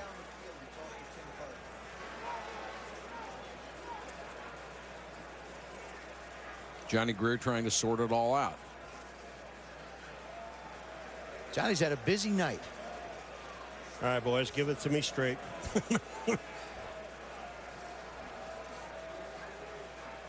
There's no infraction for illegal contact. The quarterback was being tackled. 4th down. So Kerry Collins was on his way to the ground when the defender was tackling the wide receiver. Therefore, it's not a penalty. Okay. That's and pretty good timing. I would like to see the official eyeball in that. That's pretty good timing. Yeah, it's great timing. Uh-oh, they're going to punt. Matt Bryant is not going to get another opportunity. He has missed twice, and now they change their mind. They send Tom Ruin off, and Kerry Collins comes back in on 4th and 17. And I like this play because when you look at the situation, they have, well, now they'll have 1 timeout left. But the important thing is if you do give the ball up here, Jacksonville has not been very efficient moving the ball. You put your best unit out there, which has been the defense, and go make a play. I think Jimmy's got to take a shot into the end zone. Why not throw something over 15 yards? You haven't yet. Monday, ESPN will debut its newest original show, Around the Horn. Max Kellerman moderates a nationwide debate between sports writers from all corners of the country in this full-contact sports show. Max Kellerman knows sports. He'll tell you. Around the Horn debuts Monday at 5 Eastern on ESPN. If I was Jacksonville, I would go after Kerry Collins. They've not been able to get much pressure other than this last particular play to get any pressure on Kerry Collins. Don't give him a chance to stand back there and allow the receivers to get 20 yards down the field. This is a great opportunity, I think, to throw a screen pass. For the simple reason these guys are going to be rushing the quarterback and out watching anyone. You look at how far the defensive backs are off. Three-man rush. Collins has time. Down the middle, and it's caught at the 10-yard line. Tim Carter snatched it out of the air. And now the Giants took their last time out. Boy, that was a great, I'll tell you what, a great catch. This is a guy, Joe, you talked about with great speed. Look at him come off the ball and get into the soft belly of the zone. I mean, it's a terrific catch. That's one of those violent moves that he makes. Watch him go up and make the snatch. Let's check in with Susie. Well, Tim Carter explaining that as a rookie, you really have to go through the transition of that this is a job. In college, the coaches told you where to be every second. Practice now, eat now, get in the tub now. Just like they were little kids. Now all those things are understood, and he says he's learned from the veterans on this team how to take care of his body, how to be a pro. He knows tonight is all about gaining confidence for him and for his quarterback in him. The other thing, that the play before this one, Kerry Collins went 25 yards down the field to talk to Tim Carter and explain something to him. I have a feeling he told him where he wanted him to be on that play. Giants are out of timeouts, but still 16 seconds to go in the half. Collins looking to the end zone, throws to the corner. No! Dixon made the catch. They said he was out of bounds. It looked like he may have been forced out. It'll be looked at upstairs, but let me just tell you something. Before the official called it, he looked to the other official to see if he was in bounds. I don't think he has total possession. I think he double clutches this on the sidelines. There it is. See? He really gets... I'm not sure whether he has total possession of it. Watch. Ball's in his hands. Then he's trying to catch it. Then he grasps it. Yeah, and he's got 2 feet in bounds. He's still got the 2 feet down. This is a touchdown. Nice job of double clutching. Fernando Bryant on the coverage. He bobbled it, but the second time he caught it, he still had time to get the feet down. That is the most important thing, is getting possession of the ball. And he did. You're absolutely right, Joe. You saw the bobble at first, but then he brings the ball to him. It's got to be a touchdown. Well, he's in his 3rd year. Scholarship's over. It's about time he starts making plays like this. Look at this. Here's the bobble, then the catch. Look at his feet. One down. He's got the ball in his hands. That's a catch. That's a touchdown. That would be his first touchdown catch of the season if it is overruled. It was ruled incomplete on the field. You can vote right now by logging on to ESPN.com or NFL.com. Click on ETV. Overturn 81%. If I'm going to overturn this and call it a touchdown, I wouldn't walk by Tom Coughlin. And Ron Dixon only had 9 catches coming into this game. I mean, he really was not a featured part. As we've mentioned, with Ike Hilliard going out, he has to step up. Keep an eye on now. Ball now. Now look at feet. He's got possession. Both feet are in bounds. You can't force a guy out. This is as loud as I've heard this stadium the entire half. And that has got to be a touchdown, wouldn't you think? It is a touchdown. Oh, well, thank you, Professor. It's that. I mean, it is. I agree with you. You got some people want it overturned. After reviewing the play, the player had possession of the ball in the air. His left foot was down, and he drugged the right foot. We have a touchdown.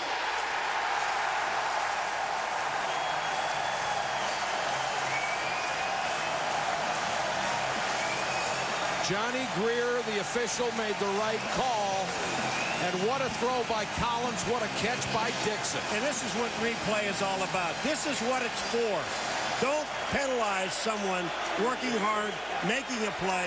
That's what replay is for. That's right. The idea is to get it right, and they did.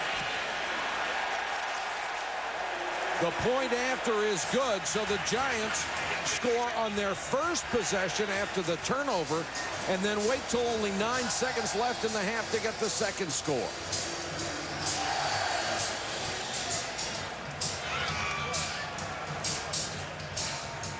Kerry Collins has been magnificent in the first half. Here's the key play in the drive. Tim Carter up top. He's going to come down, just come inside, and wind up sitting right there. Kerry Collins makes a good throw, and this is an excellent catch. The speed on the release outside. Goes inside the corner. There he is sitting down the middle. Terrific catch for the first down. You know, maybe I've played on the offensive side of the ball. When I had a 3rd and long and coaches wanted to drop 7 and rush 4, drop 8, I loved it. I loved it, especially when it's 17 yards. Well, you have hammered that point away for years, and I couldn't agree with you more. We see guys so often when they're rushed, throw a little check down or throw a 5, 6, 7-yard pattern, and it's well short of the first down. Collins with a 3-man rush had all day to do that. Joe Tuipala takes the squib kickoff with 7 seconds to go in the half. The Giants had been totally inept in the red zone. What he's upset about is there were 7 seconds on the clock when he kicked it off. He is not happy with his kicker. Kick the ball deep. Now Brunell completes 1 pass, and they have an opportunity for a field goal. Tonight in the red zone, they missed the 2 field goals, but they got the 2 touchdowns. The Jaguars may need more than 20 because their field goal kicking has been so shaky. Now here's the other thing. I would definitely keep an eye on Jimmy Smith here. The Giants come with 3, and Brunell looking to throw it as far as he can. And it's out of bounds. That's the end of the half. So the Giants dominated the statistics in the first half, and Kerry Collins made the last drive pay off with a touchdown pass. They have a 14-0 lead. Let's go to Susie. She's with Jim Fossil. Jim, how much does it help your play calling when your young receivers step up, Tim Carter, Ron Dixon? Well, they had to. They needed to step up tonight, and you know, we needed to protect Kerry, and then you know, we got to have those guys make plays. This is a big-time play by Tim at the end right here. And Dixon as well on the touchdown. Yeah, on the touchdown. I mean, that was a big-time play to get his feet down with the guy shoving him out of bounds. I thought we would get that one reversed. How satisfied with your defense? Fred Taylor just 5 yards. Well, that's right. We're controlling the ball with offense, and then our defense was playing well. I mean, our defense can play against the run, and that's what we got to keep forcing them to do, is stop the run. Thanks, Coach. Thank you. Mike? Our score here at Giant Stadium. New York 14, Jacksonville nothing. Now let's join Chris Berman for the Toyota halftime show. All right, Mike, thank you so much. We had a great game in the Bay between the 49ers and the Raiders. We're going to feature that in a moment. But we'll look around the league, and, of course, the signature game in the East was Drew Bledsoe, who circled this date when the Buffalo Bills, play much better than expected, would host the New England Patriots. But, oddly enough, it was the Patriots, the champs, who've lost 4 straight games, who circled their own wagons. It was them doing the job. They needed a win to stop the bleeding. And their defense, Ted Johnson, Willie McGinnis, 2 of Drew's old teammates, were on him all day. Tom Brady was just marvelous. Completed his first 10 passes. Ex-Buffalo, ex-Bill, Antoine Smith had 3 touchdowns on the day. Kevin Falk does the job on the screen. Brady, 23 of 27, 310, 4 TDs. Pats in a huge win, 38-7. Rams get good play from Mark Bolger. But here he's picked by David Barrett of Arizona, who flips to Justin Lucas. And all of a sudden, fourth quarter, Rams lead is just 17-14 in the desert. For Marshall Falk, 178 yards. The Rams are back. 3 straight wins. They win 27-14. Shockey. The Chargers, wearing those beautiful powder blues, were powdered by the Jets. Santana Moss, 52-yard punt return. Jets Jets in a laugher, 44-13. Cleveland led Pittsburgh 14-3. But Tommy Maddox led him back. Hines Ward touchdown. Steelers have won 4 in a row, 23-20 Pittsburgh. Tampa Bay owns Minnesota, certainly at the new sombrero. Brad Johnson, 5 TD passes, 2 to Keyshawn, 38-24 Bucks. Donovan McNabb and the Eagles won in the playoffs in Chicago last year. Hugh Douglas sacking Jim Miller, saving the day on the defense. Eagles win 19-13. Chicago's lost 6 straight. Tank Williams, Tennessee, lowers the boom to Peyton Manning. Keith Bullen, touchdown. Titans and Colts are each 4-4 in first. Tennessee wins at Indy 23-15. On 4th and 3, not a good day for Joey Harrington, but a big play. Setting up against Dallas. Jason Hanson, last minute, 43-yard field goal, good. Lions win 9-7. Shane Matthews, not a big day throwing, but he hits Rod Gardner, and the Redskins win at Seattle 14-3. Jeff Blake for Baltimore. It's a fumble. Whoop, whoop. It's picked up by Patrick Kearney. The Falcons have won 4 straight to beat the Ravens 20-17. And it's over. The Bengals, Dick LeBeau, kind of guaranteeing a win. And his Bengals deliver. Artrell Hawkins tying a Bengal record with a 102-yard return. Tying a team mark by Lewis Breeden. And a kick return by Eric sleeping with the enemy. The Bengals have won for the first time, beating Houston 38-3. 76 Bucks are safe. This halftime show is presented by Toyota. Get the feeling. When we return, game of the day, Niners, Raiders, and big sticks of today and yesteryear with LT. A brilliant sun, virgin sand that stretches for miles, and not another soul to bother you. Because there are 1,000 ways the Marzook Desert can kill you, and that's a deterrent.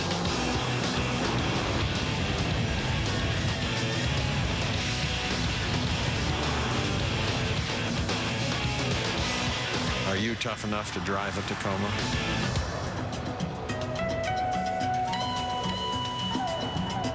Hey, just put these clothes in the truck. This is Donovan Darius of the Jacksonville Jaguars. Donovan helps the United Way build stronger communities by participating in programs that provide support for families. All right, so we're taking this to 31 State Street, right? Right. You got it? I got it.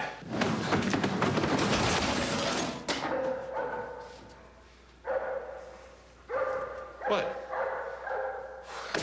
31 State Street. I got it. On the season finale of Beg, Borrow, and Deal, after 4,000 miles of begging Without permission, you guys can't do anything. These people that we meet, they don't know us anything. and weeks of dealing, Jason, is there any way we can talk to you for 1 second? Hands off, sweaters off. Quicker the better. they've accomplished the most grueling sports tasks ever. All this for one task. This is impossible. It's all you. But only one team will make it to Alcatraz. Check your rearview mirror. Here we come. Beg, Borrow, and Deal, the season finale, Tuesday at 8 on ESPN.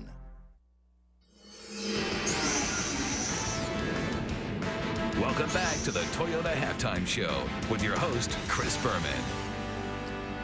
14-0, the Giants over the Jaguars at the half. Well, a weekend ago, it was the Bay Area stunned by the collapse of the San Francisco Giants in the World Series against the Anaheim Angels. So this weekend, to get their mind off it, why not a great football game between the two pro teams, the Niners and the Raiders? Jerry Rice, 16 years of brilliance for the Niners, now in his second year as a Raider, playing his old team for the first time. Rich Gannon and Jerry Rice out of bounds at the 4th, setting up a field goal. Rice did not get his 200th career touchdown. He'll wait another week.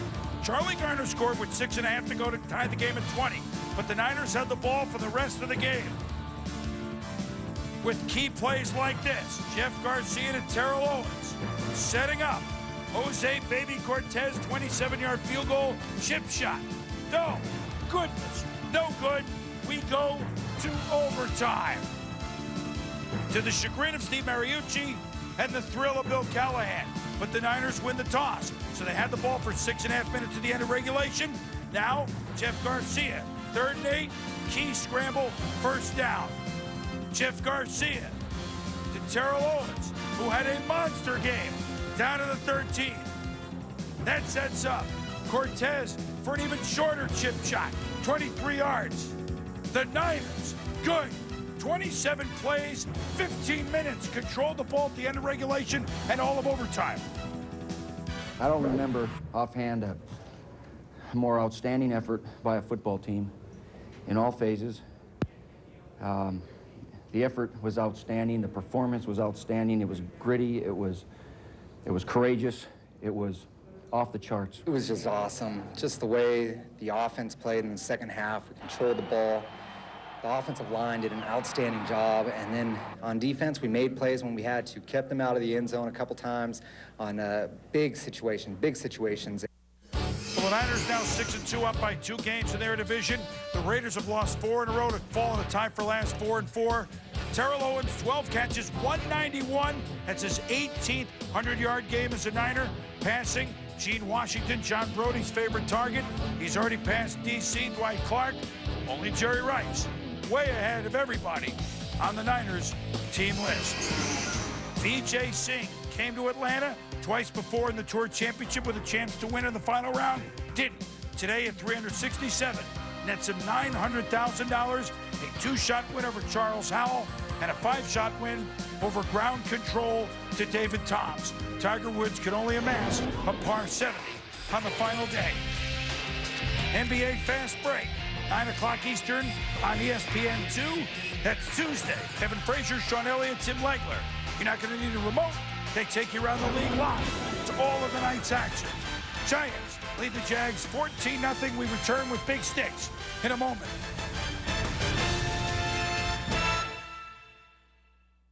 Watch Monday Night Countdown, 7:30 Eastern on ESPN, delivered by UPS. Everest can be a ferocious mountain. We're always either climbing up overpasses or down the other side. There's nothing flat at all. The awe-inspiring new Forerunner with advanced technology like downhill assist control, capable of following in the footsteps of the world's great adventurers. Mount Everest teaches you humility.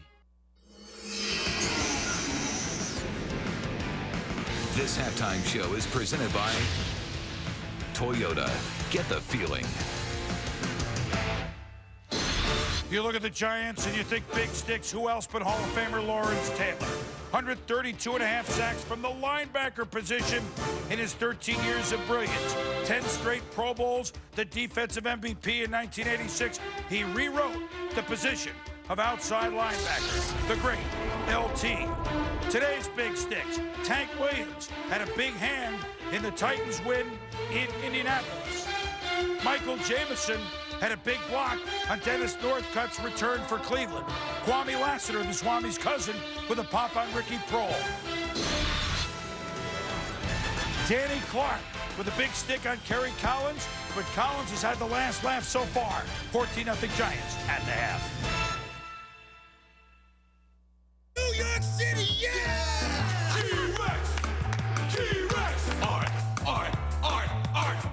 Tavern on the Green! Woo! Shopping for my children! Broadway, yeah! Go, horse, go! Go, horse! Everyone's a fan of New York, and now's the best time to be here. So make a plan to touch down in New York this season. Call 1-800-NYC-GUIDE or go to nycvisit.com. Eric Morales doesn't back down from anyone. Paulie Ayala doesn't know the meaning of the word quit. They step into the ring for one reason: to fight, to hit hard, hit fast, and hit often. Morales versus Ayala. Never surrender. For the championship of the world, November 16th from Mandalay Bay, live on pay-per-view. Let the action begin. If you've been thinking about a DR Field and Brush mower, there's never been a better time to call and get your free DR catalog and video.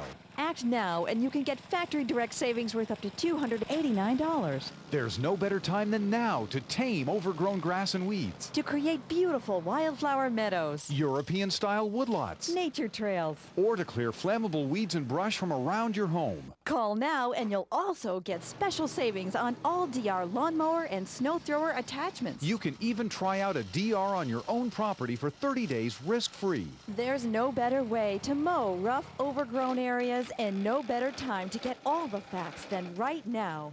So call now, 1-800-762-9997 for your free DR Field and Brush Mower catalog and video. There's no obligation and limited time savings are now in effect. That's 1-800-762-9997 or visit us online at drfieldbrush.com.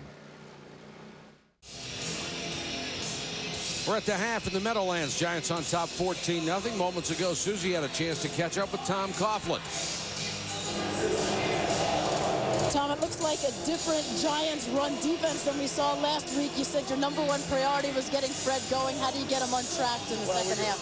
Getting him untracked is offensively, when we've got the ball, we have to do something with it. But defensively, we have to stop him. I mean, we haven't stopped them. We held them on the 1-yard line. They drove the ball. 4th and 17.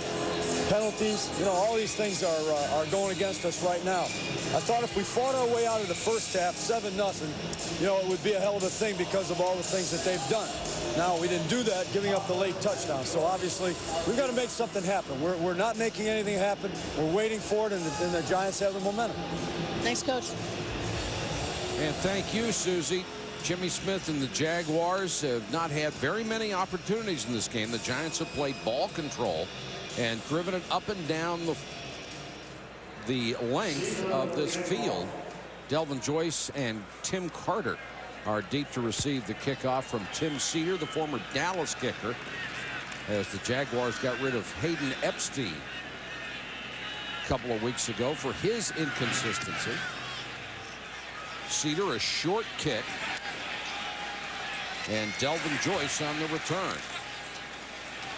Still on his feet up to the 32-yard line.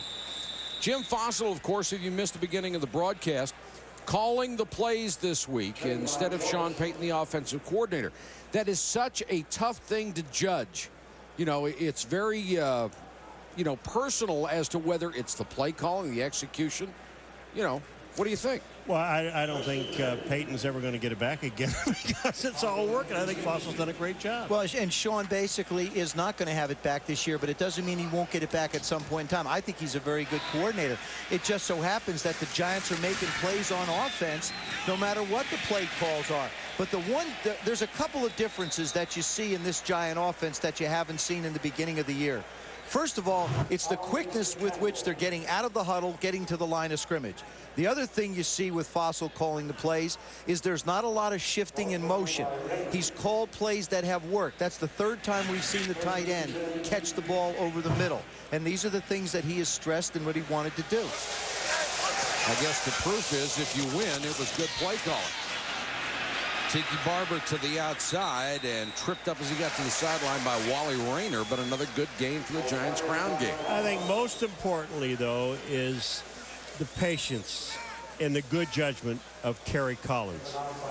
I mean, he has done everything they've asked him to do, and he's not forced anything. He's been precise with his passes. He's picking out the right person. He's taking his time. Paul, 17 completions in the first half for Kerry Collins. That's a new career high for a half. Collins short set, not there, and then goes outside. That one too tall for Dixon. But there's a classic example of what he just did there, Joe, is an example. He saw that the corner was up close. The safety was behind. He had no chance of getting the ball to Dixon, so he threw it away. But he made a quick decision. You're right, Paul. The other thing that I've noticed is Kerry Collins, once he sets his feet and stands tall, he throws the ball well. But he's one of those rare quarterbacks that has body control and strength that he can be off balance and still put the ball very accurately where he wants to. It's the 8th game of the year. He's already thrown for over 2,000 yards. Here they come. Blitz coming. They picked it up. Perfect play. Barber, 40, 35, 30. 20, 15, and forced out of bounds. Jaguars come with the blitz. Collins hits Barber on the check down, turns it into a big play. When you come with the blitz, I don't care. There still has to be somebody to cover Tiki Barber. He's coming off the right side. There he is. He just slants in. The linebackers get trapped behind. But watch Delvin Joyce, number 33, out front. Tiki Barber is a veteran runner. He's going to slow down enough to allow Joyce to get out in front of him so that he can pick up a few more yards. That gives you an idea how fast Joyce is, but look at the hustle.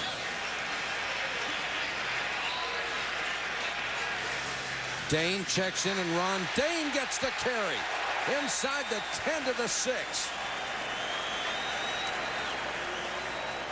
Isn't it amazing how well you run when you have momentum and you have an offensive line that blocks? Look at the hole to the right of the screen. Everybody's on a man. Man on man, helmet on helmet. 8 yards. Ron Dane, his third year, was going to come in, be a big back, lost some weight, has alternated with Tiki Barber, never really has been able to touch the ball as much as he should and probably would like to. Tonight he's getting to play on a more regular basis. Blitz coming. Barber trying to take it outside. Nowhere to go. Jaguars just sent everybody. The ball came out late. Tiki Barber is the heart of this offense. On the ground and as a receiver, he's piled up 112 yards from scrimmage. Look at those numbers as a receiver. The Giants have already broken their season record for first downs. They have 23 in this game. Their previous season high was 21. That's for an entire game. Jim Fossil has to be happy with the results that he's getting from what he's calling. Now 3rd and 6. Collins double pump goes to the corner. Toomer incomplete. Perfect defense by Kiwaki Thomas. Had great position. Well, that's what he had to have, because Toomer, I mean, he's waiting on the ball to come down. This ball, instead of thrown behind, is thrown out in front of Amani Toomer. But watch this. Look at this coverage. Turns, looks at the ball. You can't cover any better than that. No, you can't. It's a little pump and go. And what happens is sometimes the defense wins. Bryant, who had made his first 11, has missed 2 tonight. This one a chip shot from 28.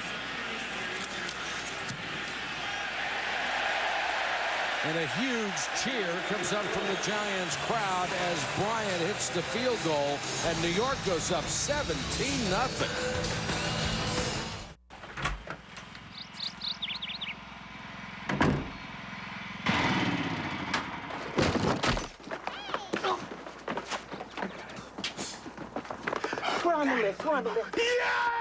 Enter Southwest Airlines, take your team to the Super Bowl sweepstakes, and you could win a trip to the Super Bowl for you and 10 friends. Whoa, how'd he make the list? Brother-in-law. Naturally. Enter at southwest.com/Super Bowl. Guys are counting on me. Gotta go. Just one night. Just one night. Nice pants. Nice pants. Nice pants. Hi. Nice pants. What have they been? Presenting Dockers Go Khaki with Stain Defender. See? The forces against you are significant. From director Joe Carnahan. Who are they? Why are they doing this? To be chosen for such a thing, it's worth the risk. 27 miles to the destination. So what is it, dude? Salvation. Salvation. You tell me what's inside that case, or this ride ends right here, right now. What is the life of one man worth? Ticker, premiering November 7th at bmwfilms.com. This telecast is copyrighted by the NFL for the private use of our audience. Any other use of this telecast or of any pictures, descriptions, or accounts of the game without the NFL's consent is prohibited. ESPN Sunday Night Football brought to you by Dockers Stain Defender. Don't be the one without it. And BMW, See the Hire, a new series of short films, now playing at bmwfilms.com. The Il Vagabondo, with its own bocce ball court, over 75 years old. Reputation as one of the best Italian restaurants in New York. Got hit in the head one night with one of those bocce balls. I'll bet. Well, that explains it. But I kind of fell off that counter, and I always wondered when you fell backwards into the pit. Is that what it was? It was on the ground. Hey, and the guy was bowling. Just once? Just once. 17-0. A really short kickoff taken by one of the upmen, and Jacksonville will get it out to the 37-yard line as Paul Spicer, a defensive end, came up with the bouncing ball. Mark Brunell has to get something started for the Jaguars. Access NFL.com to vote for your favorite NFL All-Stars. The Pro Bowl ballot is online exclusively at NFL.com. Convenient customer service from Dish Network is as close as your telephone or computer. Check your account, pay your bill, add programming, get technical support, and more. Our automated phone service provides customer service at the touch of a button. Or log on to dishnetwork.com for a wealth of information and answers to your questions. Customer service from Dish Network is all around you. Check it out. You've seen the big machines professionals use to chip up brush and branches. And now you can put that same kind of professional power to work with a DR chipper that's sized and priced for your property. The newest DR chipper features an 18 horsepower V-twin engine to quickly devour branches up to 4.5 inches thick. Top discharge means you direct wood chips where you want, into a cart or truck, or onto the ground, or even a woodland path for a natural mulch. So why let ugly brush piles mess up your property? Clean up and keep your property looking great with the professional powered DR chipper. You can try out a DR chipper for 30 days risk-free. Call 1-800-730-8833 for your free DR catalog and video. Big seasonal savings are now in effect. So call now 1-800-730-8833 or visit us online at drchipper.com. DR is professional power for homeowners. Back in New York, the Giants lead the Jaguars 17-0. We'd like to send along our best to our stage manager, Nancy Volker, who hasn't been feeling well the last couple of weeks. She'll be out a while longer. Nancy, we miss you. Take your time, feel better, and we'll see you as soon as you get back. We love you. Take your time, Hurry Nancy, home. as long as you're back next week. You still got the job. We promise. Jacksonville from its own 36. They have been able to get nothing going offensively.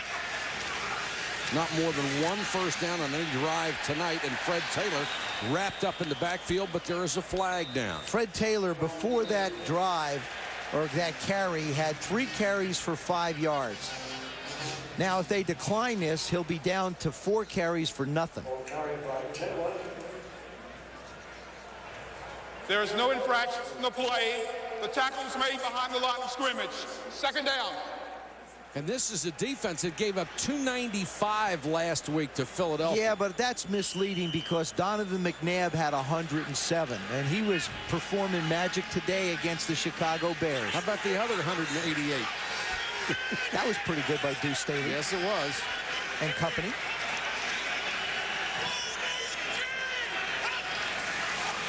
Second and 12. Stacey Mack.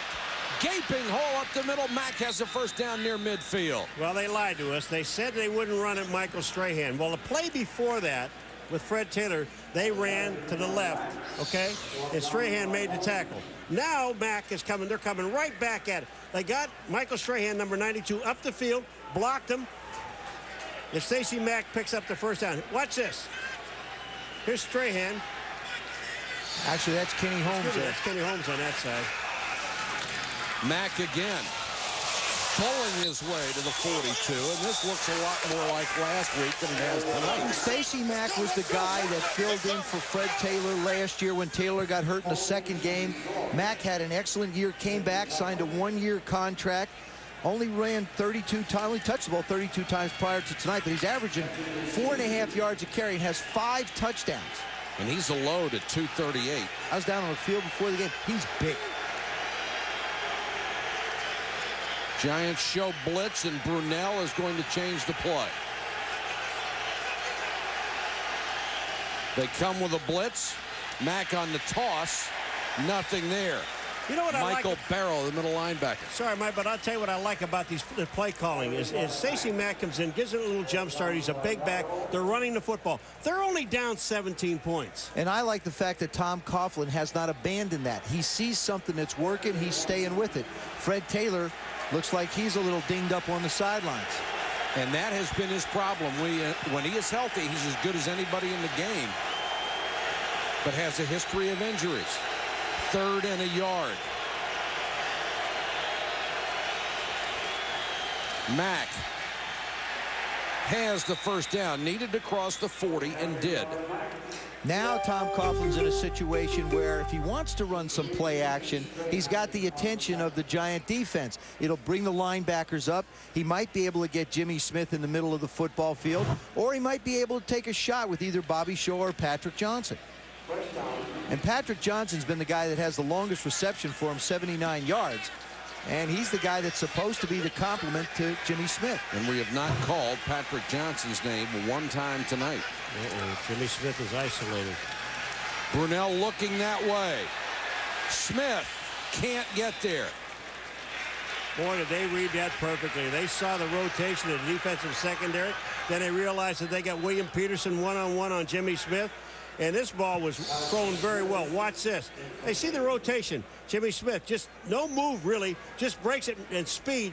But Peterson is right there. That's excellent coverage. Both of these young corners, we saw Will Allen run with Jimmy Smith earlier in the game. Now you see William Peterson run with him. I think the Giants, and of course you got Jason Sehorn sitting there in the on-deck circle in case something happens to one of these young guys.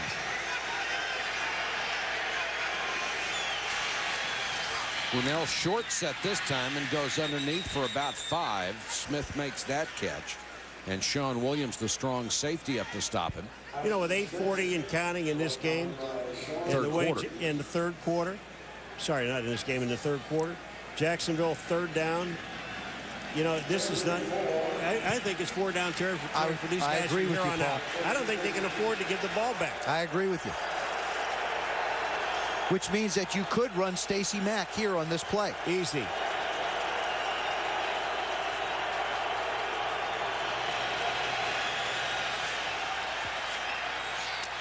Brunell and Jimmy Smith couldn't hold it. Covered by Will Allen. And these young Giant corners have done a good job tonight. We saw William Peterson the last play. Now here's Will Allen. Nose to nose, face to face. Does a nice job of getting his head around, although Jimmy Smith has to make those plays. We've seen Fred Taylor miss one, and now we've seen Jimmy Smith really miss an opportunity to make a play. And Paul, good call. They are out to go for it on 4th and 4. Giants come with a blitz. Brunell runs for his life, and Strahan with a sack at the 48. His 5th of the year.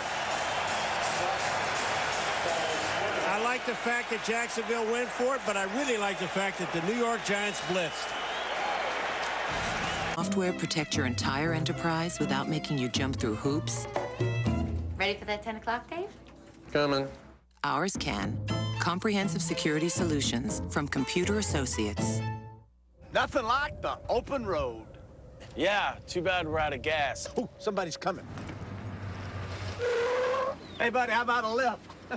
No riders, not even for $1. Dollar don't buy much, mister. It does if you dial 10-10-220. Yeah, all calls up to 20 minutes are 99 cents. Yep, and 7 cents a minute after 20. 20 minutes or 99 cents? You bought yourself a ride. You gotta sit in the back. Great trip. Oh, be quiet. Dial 10-10-220. On the season finale of Bake, Borrow, and Deal, they've accomplished the most grueling sports tasks ever. All this for one task. But only one team will make it to Alcatraz. Bake, Borrow, and Deal, the season finale, Tuesday at 8 on ESPN. Michael Strahan and his defensive mates tossing a shutout at the Jaguars. They're up 17-0 third quarter. Tiki Barber running hard across the 45 to the 44. Joe, go back to that 4th down play. I love the call of Johnny Lynn, the defensive coordinator. You're going to see Michael Strahan. There's Stoudemire outside of Strahan. Strahan's going to work up the field. Inside the linebacker comes, I believe that's Mallard. Now here comes Stoudemire. What he's going to do is he's going to flush Brunell out to Michael Strahan so that he can make the play. It's an excellent job of two guys working together and being where they're supposed to be in their fits. Gain of 9 for Barber, 2nd and 1. Tiki Barber. 30. Needs a block. Inside the 10-5. Touchdown.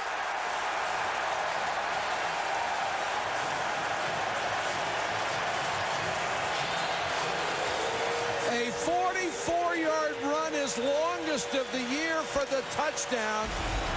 We talk about wide receivers making blocks down the field. You've got to watch Chris Bober, the center, number 67.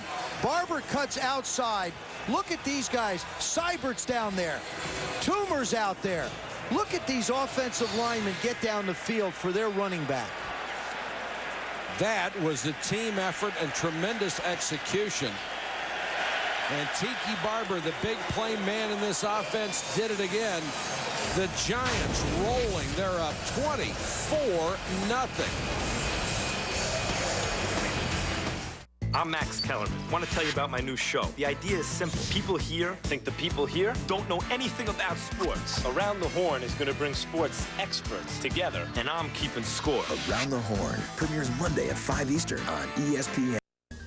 You're in control at Scottrade.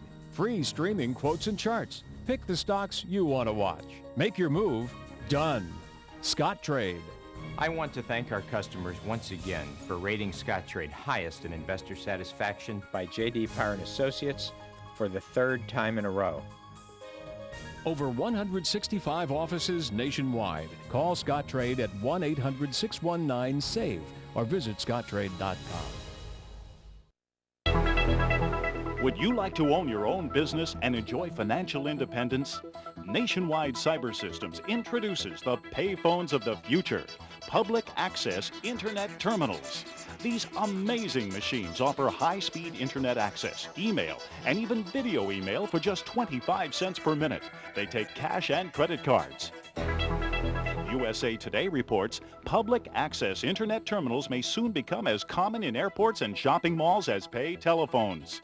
Bill Gates says they will not only replace payphones, but access to terminals will be essential and available everywhere. Nationwide can start you in a turnkey business and help you secure the most profitable locations in your area before someone else gets them. You can start part-time and expand according to your own timetable. Call now for your free information package, Unlimited Income Potential. Don't delay. The best locations won't last long. What a difference a week makes. The Giants on top of the Jaguars, 24-0. Tiki Barber with 161 yards in total offense, 99 on the ground. And the Jaguars are being mashed by the New York Football Giants.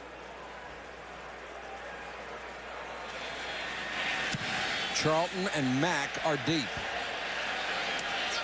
Stacy Mack across the 35-yard line. Monday Night Countdown, 7:30 Eastern on ESPN. It's the best place to get ready for Monday Night Football. Then on ABC at 9, it's the Monday Night game. Ricky Williams and the Dolphins against Brett Favre and the Packers. Favre will play. Can Ray Lucas play better than he played a couple of weeks ago in a game that he said was the worst any quarterback has ever played in the history of football? Pee Wee, Pop Warner, high school, anything. Can he play better? Yes. I think he can. I think he will, too. How can he play any worse? Can't. Mack on the delay. Stacked up as he crossed the 36-yard line. Sean Williams on the stop. Jimmy Smith has not been doubled tonight. Johnny Lynn, the defensive coordinator of the Giants, has led his two young corners. Will Allen on the first one deflected. Again, ball thrown behind. William Peterson going toe-to-toe with Jimmy Smith. And here's the big play down the field. Shields him. Doesn't allow him to get to the ball. Good job by those two young corners. Smith's been held to 4 catches for 50 yards.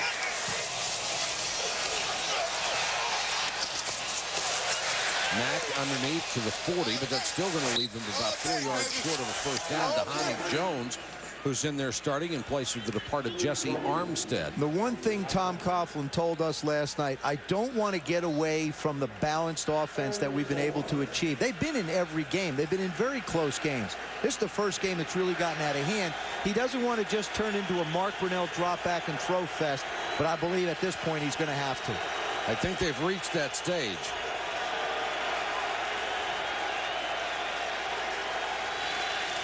Four-man rush, now a delayed blitz. Brunell flushed. He's got the first down across midfield and more, and then Brunell gets out of bounds. 27-yard scramble, by far his longest run of the year, and that's the way Mark Brunell used to run all the time. Jimmy Smith can't even get off the line of scrimmage. Will Peterson just stymies him. This is 2 plays in a row. Watch this. Bang. Here's Jimmy Smith. He's trying to get off the line of scrimmage. He can't. Brunell can't find him, and then Brunell goes. You want to disrupt the pass route.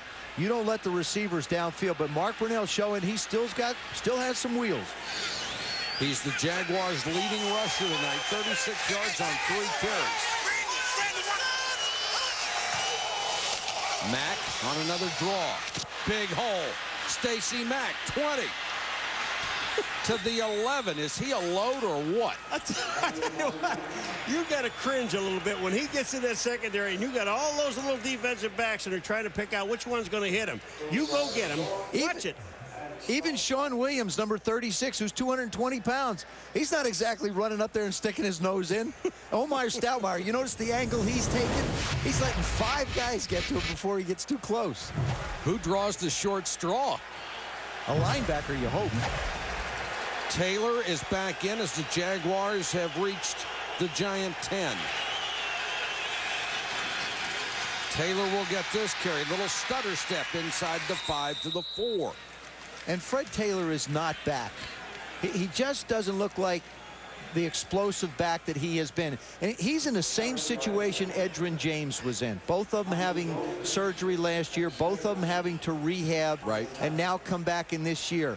I always believed, and people I talk to and backs I've talked to, it's the second year back when you really get your confidence back. And you just don't see the same explosiveness out of a Fred Taylor you see out of a Stacey Mack. He had a back bruise earlier in this game. Came in number 6 in the NFL in rushing. Trying to get to the outside. There's nowhere to go. Boy, the Giants did a great job on that one. Brandon Short cut him off at the pass. I'll tell you, anything that's worked against the Giants been from tackle to tackle and nothing on the outside. They are pursuing as well as I've seen this team pursue. Watch this. Fred Taylor's going to try to get to the outside. There is absolutely no place to go. That's Peterson outside, number 24, the corner, that stuffs it. 3rd and 5 for Jacksonville. They could get a first down right at the goal line. Brunell under pressure, throws it over Taylor. I'm going to tell you what, there was absolutely nobody open. Even though he didn't have the time to throw the ball, wouldn't have made any difference because this defensive secondary had them all covered. Now the field goal team is coming on. You surprised at this? Not at all. As a matter of fact, before that play, I was thinking if they don't pick up the first down or get a touchdown, you still have to go in and kick the field goal because you're going to need it to get to 24 anyway. Tim Cedar, 1 of 3. Now make it 2 of 4. Hayden Epstein had hit only 5 of 9. He was released. The Jaguars finally get on the board with a field goal. At Kia, we challenged ourselves to create the perfect midsize SUV. So we loaded the new Sorento with standard features, included a powerful V6, added dual front and side curtain airbags, and a 10-year, 100,000-mile warranty. But the greatest challenge was to make it affordable, so we hog-tied our accountant, threw him in a closet, and priced it under 20 grand. Introducing the Sorento from Kia. Make every mile count.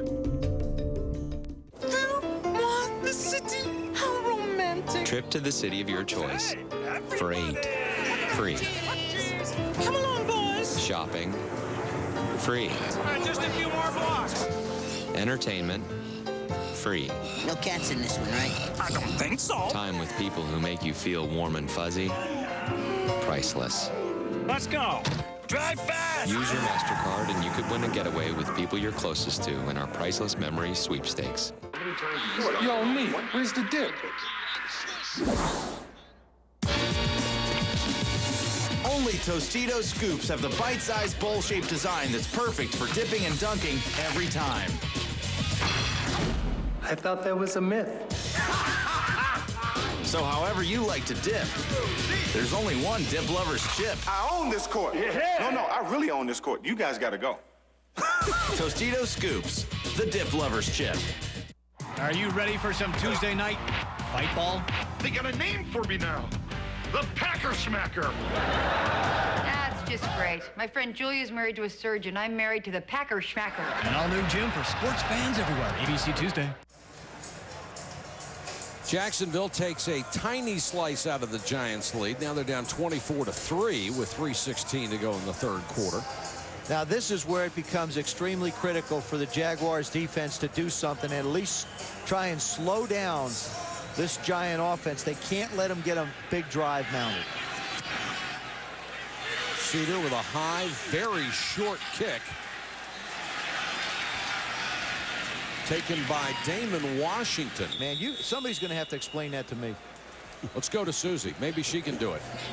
Well, Mike, I talked to Michael Barrow before the game, and he said exactly what Paul had just mentioned. That tonight the goal for the defense is pursuit. Every time Fred Taylor was get his hands on the ball, 2 and 3 guys had to be on him. Last week on Monday night, they were embarrassed. Those 295 yards rushing, Barrow said when they looked at the film, he estimated that at least 200 of those yards were simply because they were not in their gaps. They weren't going to let that happen tonight. And they certainly haven't. They've done a great job until that last drive when Stacey Mack picked up a lot of yards, and Brunell did too.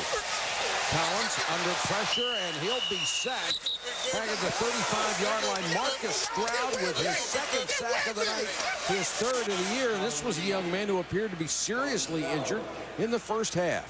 He went off. I think he was mad, Joe, because he knew they cut him. And then he came back on the field. He's had 2 sacks. Look at Stroud. Never stopping. And now he gets his hand up in Collins' face and then makes the sack. He was mad when they took him off. He was more mad when he came back because he's taking it out on the Giants' offensive lineman.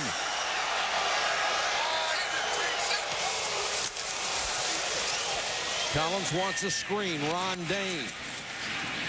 But Dane had a lot of company out there. The Jaguars defense did beautifully. Westmoreland was right in his face. You know what I was laughing at? I'm watching Tom Coughlin when Cedar the kicker comes off. Now, you can understand when a coach talks to some of your players, Joe, when they're screwing up. Right.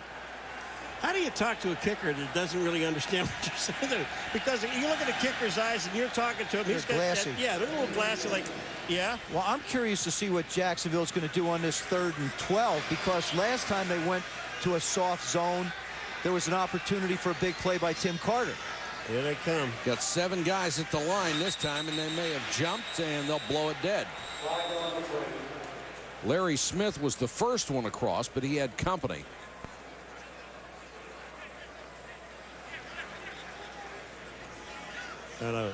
They point at each other. Prior to the snap, false start, 84, offense, still 3rd down. That's the rookie Tim Carter. Now you've got 3rd and 17. And if John Pease, the defensive coordinator of the Jaguars, is sitting up there, he's got to know that he just can't throw up the soft zone. A guy like Tim, both Toomer and Carter, for example, and Dixon, they can all cover a lot of ground if they get up the field, and Kerry Collins doesn't need a lot of time to throw it down the field. I think you've got to pressure him. And Collins has been extremely sharp. They come with 5. Collins' flag is down. And so is Kerry Collins, slides in safely at the 35. That has to be a hold where it was thrown. Holding. They're going to have to punt. Holding, 67, offense, it's decline, 4th down. It's Chris Bober, the center, who moved from tackle when Dusty Ziegler was hurt. Jacksonville defense has done what they wanted to do now. They've got this offense off the field for the first time. Now they have to get it back in the hands of their offense. The offense got to go make a play with it. get it back in the hands of Stacey Mack. And Tom Rowan, picked up from Denver, where he was released this week, comes in for his first punt as a Giant. Bobby Shaw back inside his 25 for Jacksonville. And they put pressure on Rowan, and they tipped it. And this one will roll dead outside the 40-yard line. It looked like Donovan Darius, the safety, came straight up the middle and got a piece of that and made it a 25-yard punt. There have been some tremendous swings in the league this year. Oakland started a blazing 4-0. Since then, 0-4. Carolina had the best defense in the league. They have a 5-game losing streak. New England has lost 4 of the last 5. Chicago 6 in a row. And Jacksonville had first place in its division at 3-1. They've lost 3 straight and working on 4 tonight. Tremendous turnarounds for several clubs. Mack is the running back.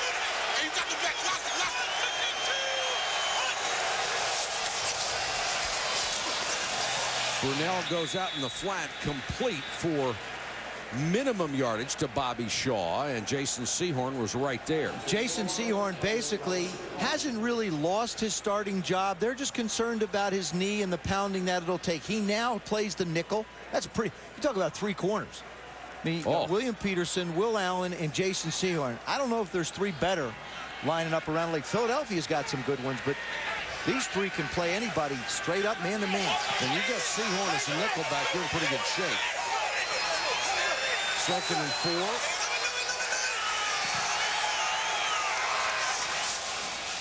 4. Blitz coming. Brunell runs away from it and throws away from it.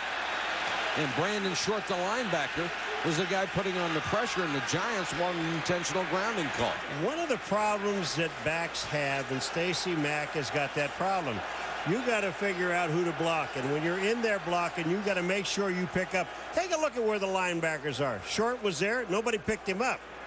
There is no infraction for intentional grounding. The quarterback was out of the pocket.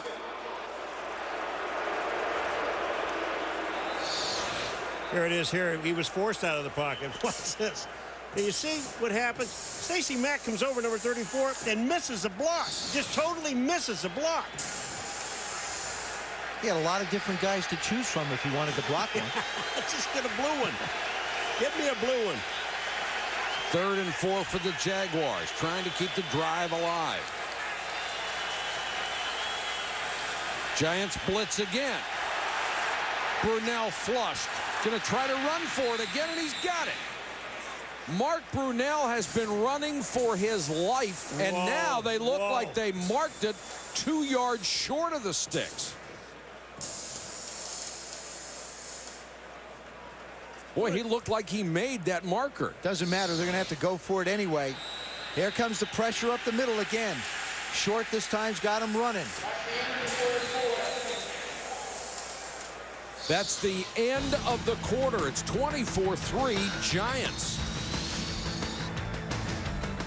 Watch Monday Night Countdown, 7:30 Eastern on ESPN. Delivered by UPS. Yeah. I'm on a 10 o'clock flight. Business trip, huh? Remember, you can achieve success anywhere. For example, I've caught touchdown passes in all these cities. Jerry, but I've thrown touchdown passes in all of these cities. I was here first, Steve.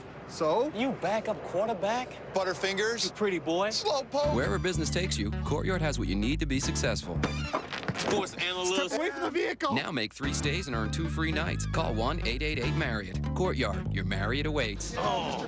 Suzuki, proud presenting sponsor of the Heisman Trophy. If the only obstacles you ever encounter are speed bumps, if you've never used mud as toothpaste, get out of the way. Everybody's talking up the Quadrunner Vincent 500 from Suzuki. And now that a brand new Vincent with a manual transmission has arrived, who knows when they'll stop. The Suzuki Vincent. Get out of the way. It's been a great night for the Giants offense. We haven't said that too much this year. Tiki Barber, Ron Dixon with a huge catch for a touchdown in the corner of the end zone. And Michael Strahan and the defense have done their usual splendid job. Even a little kiss for the crowd. 24-3 Giants over the Jaguars as we start the fourth quarter, and the Jaguars will be facing a 4th and short. Every possession from now on is going to be 4 downs for Jacksonville. What I don't understand is in that last series, Joe, the Jacksonville, Stacey Mack is running the ball. They're going into the end of the quarter. Why didn't he get the ball? Well, I think basically, Paul, they're trying to pick up bigger chunks of yardage. They need to get closer. They need to try and get the ball closer to the end zone to get some points on the board. Stacey Mack runs it in. You probably lose a play. So the quarter ends, and I think Tom Coughlin's right at a point right now where he's trying to conserve every second and every play. Put the ball in the hands of Brunell, and you've got to make a play. He talked about, for us to be successful, Jimmy Smith, Mark, and Fred Taylor have got to make plays. We've seen Jimmy basically shut down. Fred dropped an opportunity, and Mark's been running for his life. If the Giants are smart, they come after him again. They need to reach the Giant 49 for a first down. Brunell throws on the run, and it's dropped. And it's a bad throw. Bobby Shaw couldn't hang on, had to spin around a little bit to try to make the catch. Mark Brunell throws this behind him. I mean, yeah, you should be able to make this catch, but still, it's thrown terribly behind him. Well, that would have been a sensational catch if he makes it. Johnny Lynn, the defensive coordinator, I was talking to him yesterday, and he said the second half of the Philly game, he basically told his young corners, I'm going after him. I'm going to go after the Eagles, and he's taking that same philosophy in tonight. Let the young guys play outside. Let me bring pressure, and it's worked out quite well for him. So the Giants take over on downs at the Jacksonville 49, and Ron Dane pounds for about 10. And that must have really taken the starch out of that Jacksonville ball club. And if you're Mark Brunell, you've got to make better throws. I don't blame that on any concussion. The problem's that that's just a bad throw. It's a simple sprint out. You've got to get the ball in a position where your receiver has a chance to make a play. Mark's a much better quarterback than that. 3-time Pro Bowler.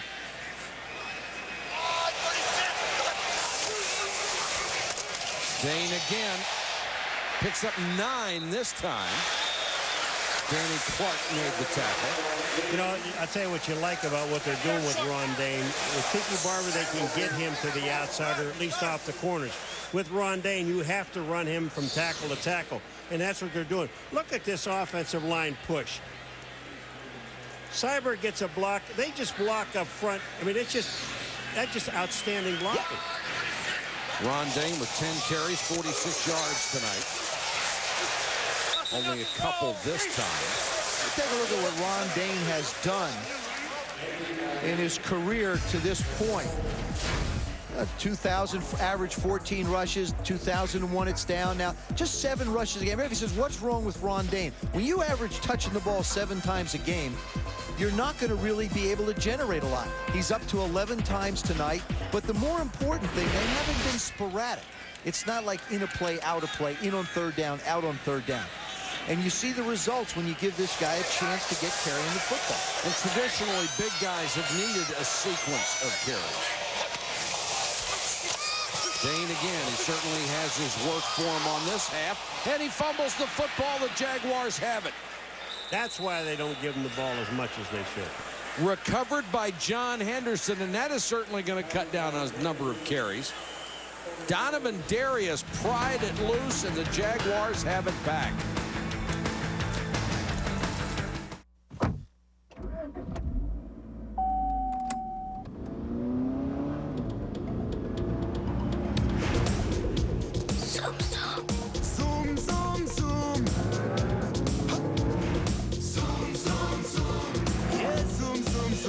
Mazda Protege 5. It's the only car to score a perfect 10 in Car and Driver's Fun to Drive category.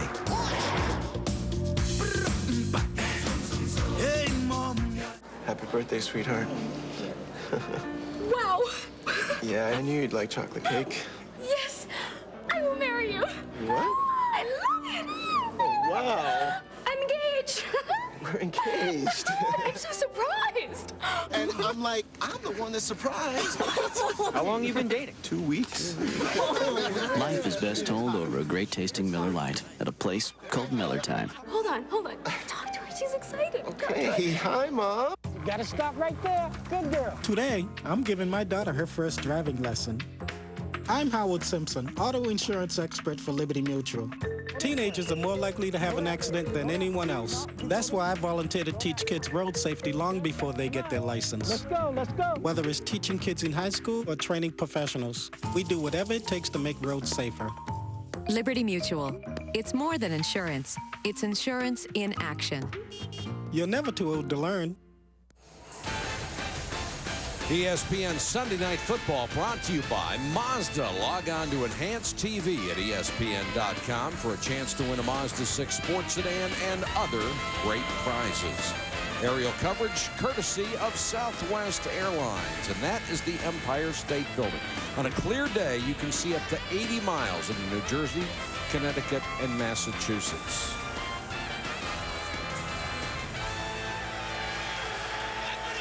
After the Giant turnover, Jacksonville starts from its own 33, needing 3 touchdowns. Stacey Mack back in there. A flag is down. Thrown by the umpire, where holding is usually called.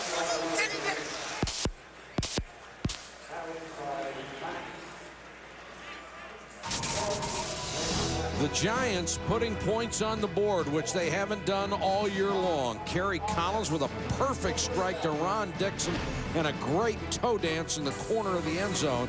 And Tiki Barber with another big night. The Giants have racked up 24 and lead 24-3 with just under 13 minutes to go in the game. And the Giants defense, who you always expect to play well, even coming off that horrid Monday night performance, have shut down the Jaguars.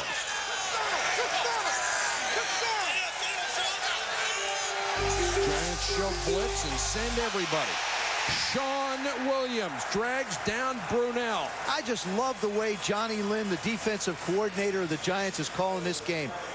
I asked him yesterday also, I said, listen, how have you changed from the first game that we did against San Francisco? He said, I was conservative then. I've gotten a lot more aggressive now and want to go after people, and that's an indication of it. Sean Williams, a big part of their offense, a priority to keep him around. When you send more guys than they have blockers, you better get there, and they have every time. 2nd and 34.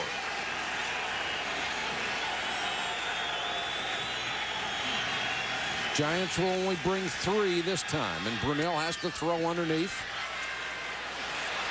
Bobby Shaw gets it up to the 24. Fred Taylor being taken to the locker room. They are going to x-ray his back. He had a back bruise in the first half. And he told us yesterday that he felt he was about as close to 100% as he's going to get. But he did say when that groin that was pulled away, he just said, you know what, there's some things I haven't really tried yet. He's close, but they're not, you know, neither he nor Edge are there. And they won't be for a year. 3rd and 20.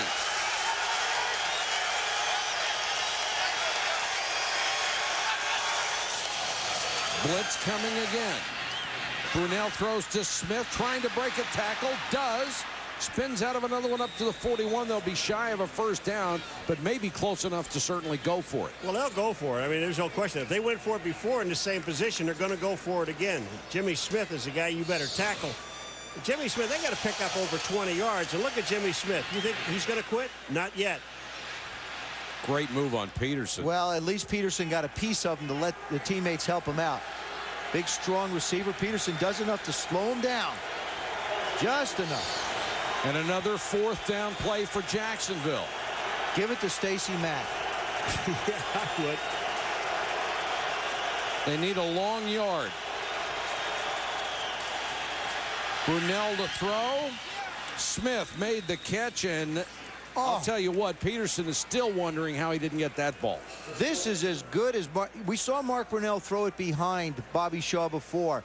He sets and makes a perfect throw this time. Talk about this game as a game of inches. Sets in the pocket, good set, good fire. Very seldom do you get a chance to see completions. You get to see him from ground level. I can tell you, Mark, you'll look at that. That was a good one. So they keep the drive alive. Brunell play fake and then throws this one out of bounds. The closest man to it was Patrick Johnson, and Brunell has to pick himself up again. Well, they ran a play-action pass that didn't fool anybody. And as a back, Stacey Mack, when they fake to you, you've got to carry this thing through like you have the football. If you don't, it doesn't hold anybody. It doesn't do anything for anybody. But, Paul, you were a linebacker. At this point in the game, when you're up by 21 points, if they run a play-action fake, you paying any attention to it? I don't care. But, you know, sometimes offenses are designed that way so that the routes of the receivers will time up. Empty backfield this time. Brunell goes to Smith. Collared out of bounds by Peterson. Now, Patrick Johnson, number 84, came into this game with a lower abdominal strain. Lower what? Abdominal strain. Abdominal strain. And it looks like he's aggravated again. He's on the sideline, so they're going to be a little bit short at the receiver position. Of course, he was going to be a free agent acquisition from the Baltimore Ravens, an opportunity to put some speed opposite Jimmy Smith. And he had a history of injuries with the Ravens.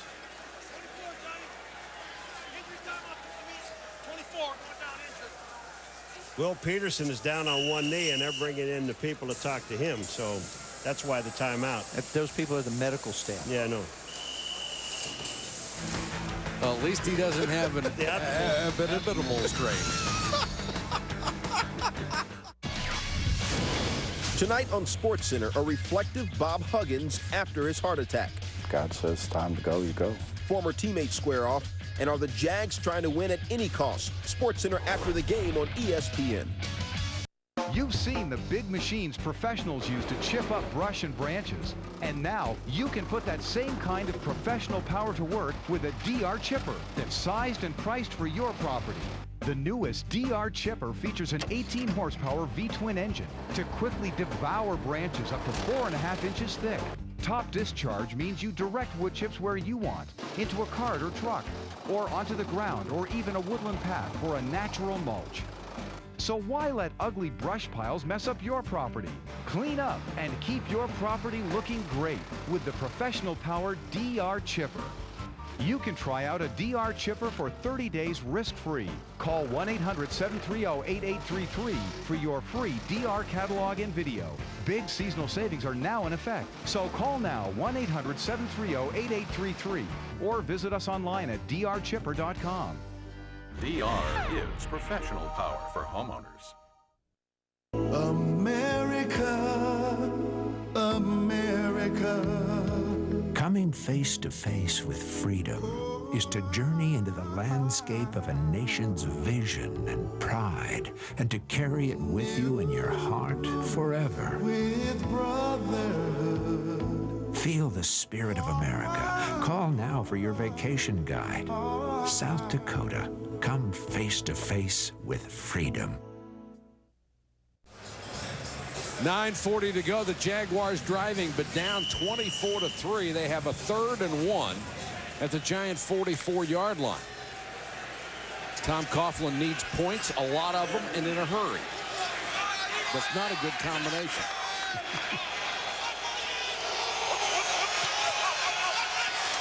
Stacey Mack will get the carry, hit in the backfield and stuffed. Frank Ferrara, number 95, led the charge, and Mack couldn't even get out of his tracks. Well, you know, Michael, Joe, when you're just teeing up and you know they're coming, you got Stacey Mack back there. Everybody gets in the lane. When they all get in the lane, Ferrara has his lane. Stacey Mack runs into him. He's down. And you know, Ferrara has Lawrence Taylor's old locker. And there's a big poster of Lawrence Taylor right in front of him. And I asked Pat Hanlon, the PR guy from the Giants, I said, what does he think about that? He said he grew up as a Giant fan. He loves it every day. He stares at it. Another 4th down for the Jaguars. Giants show blitz. And here they come. Brunell with time, throws to Pete Mitchell. And Mitchell gets the 1st down. He hit Sehorn with an elbow. Jason thought he had a tackle, and he didn't. He did. Pete Mitchell, back in 1999, was the leading receiver tight end-wise here with the Giants, had 58 catches. And they hope Jeremy Shockey can move past that and be a bigger part of the offense than Pete was when he was here. Jaguars are moving, but they're taking an awful lot of time, and they really don't have it. Brunell underneath again, incomplete, nearly picked. Good defense by Sean Williams, and Dhani Jones nearly got the interception on the tip. Mark Brunell, we always talk about Peyton Manning's feet and how he keeps them moving. Mark Brunell is pretty much the same way. Look at these feet. Little pump. Boom, boom, boom. Always moving, always moving, always moving. But yet he'll set them before he gets ready to make the throws. That's the one thing. I think movement of the feet are not bad things. I got stuck with mine in the ground once. Yeah. Is that guy that's in Lawrence Taylor's locker? No, it's Ferrari's locker. Another blitz. Smith gets what he can. He gets out of bounds.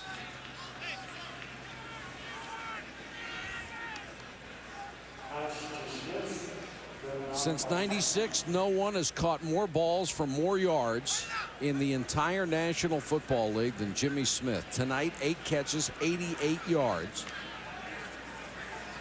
Well, I tell you too, Michael, he really misses Keenan McCardell. Sure does. You know, he says I'm double teamed all the time, except tonight. Well, the Giants corners have done a great job one-on-one. Mark Brunell misses Keenan McCardell because he really hasn't found any place else to go with the football.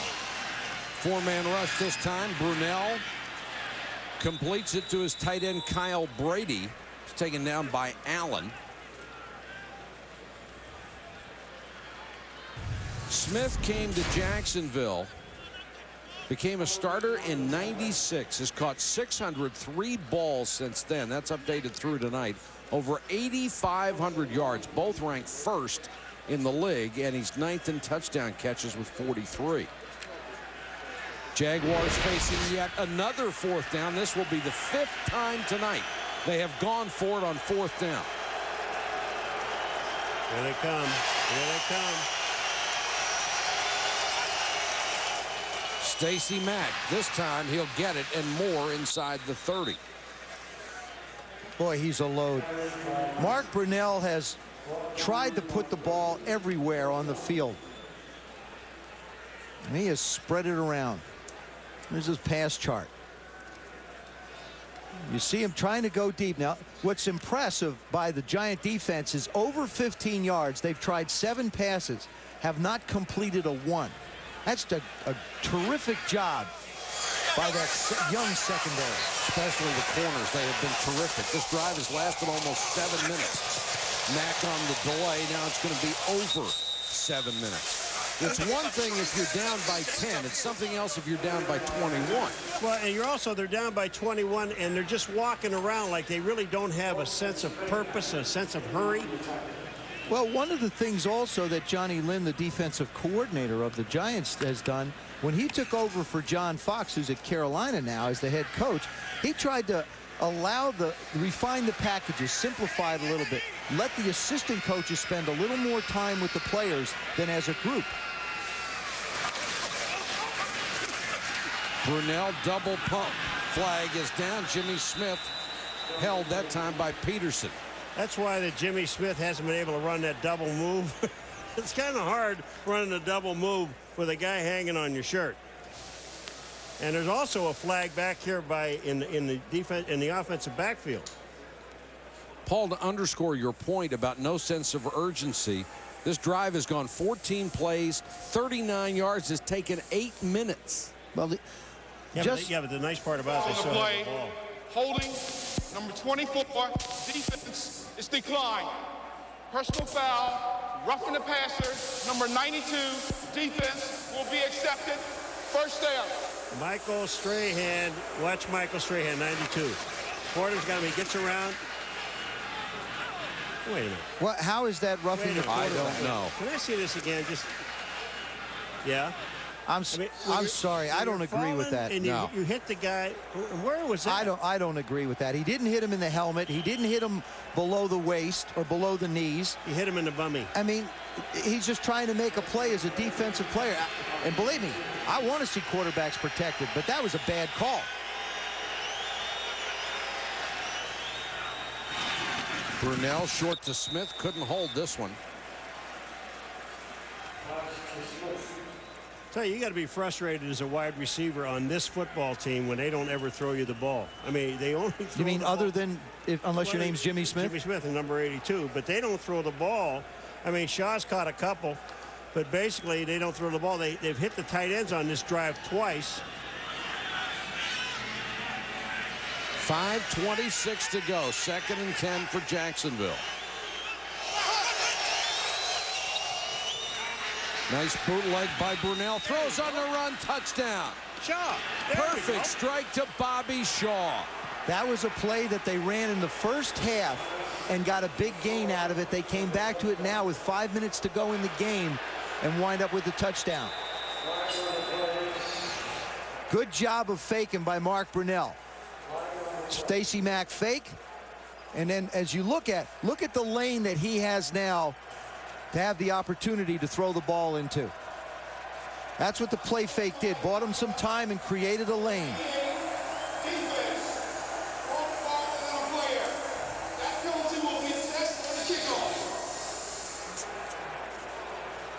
There's an unsportsmanlike conduct call against Matt Mitrione after the touchdown.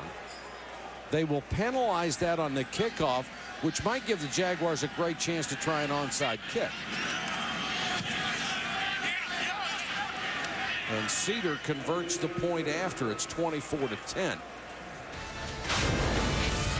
Bobby Shaw gets the touchdown, but the Jaguars still down by 2 scores.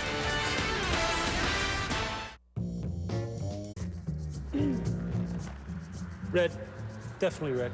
With Microsoft Server software, you can quickly connect with customers. That's software for the agile business from Microsoft.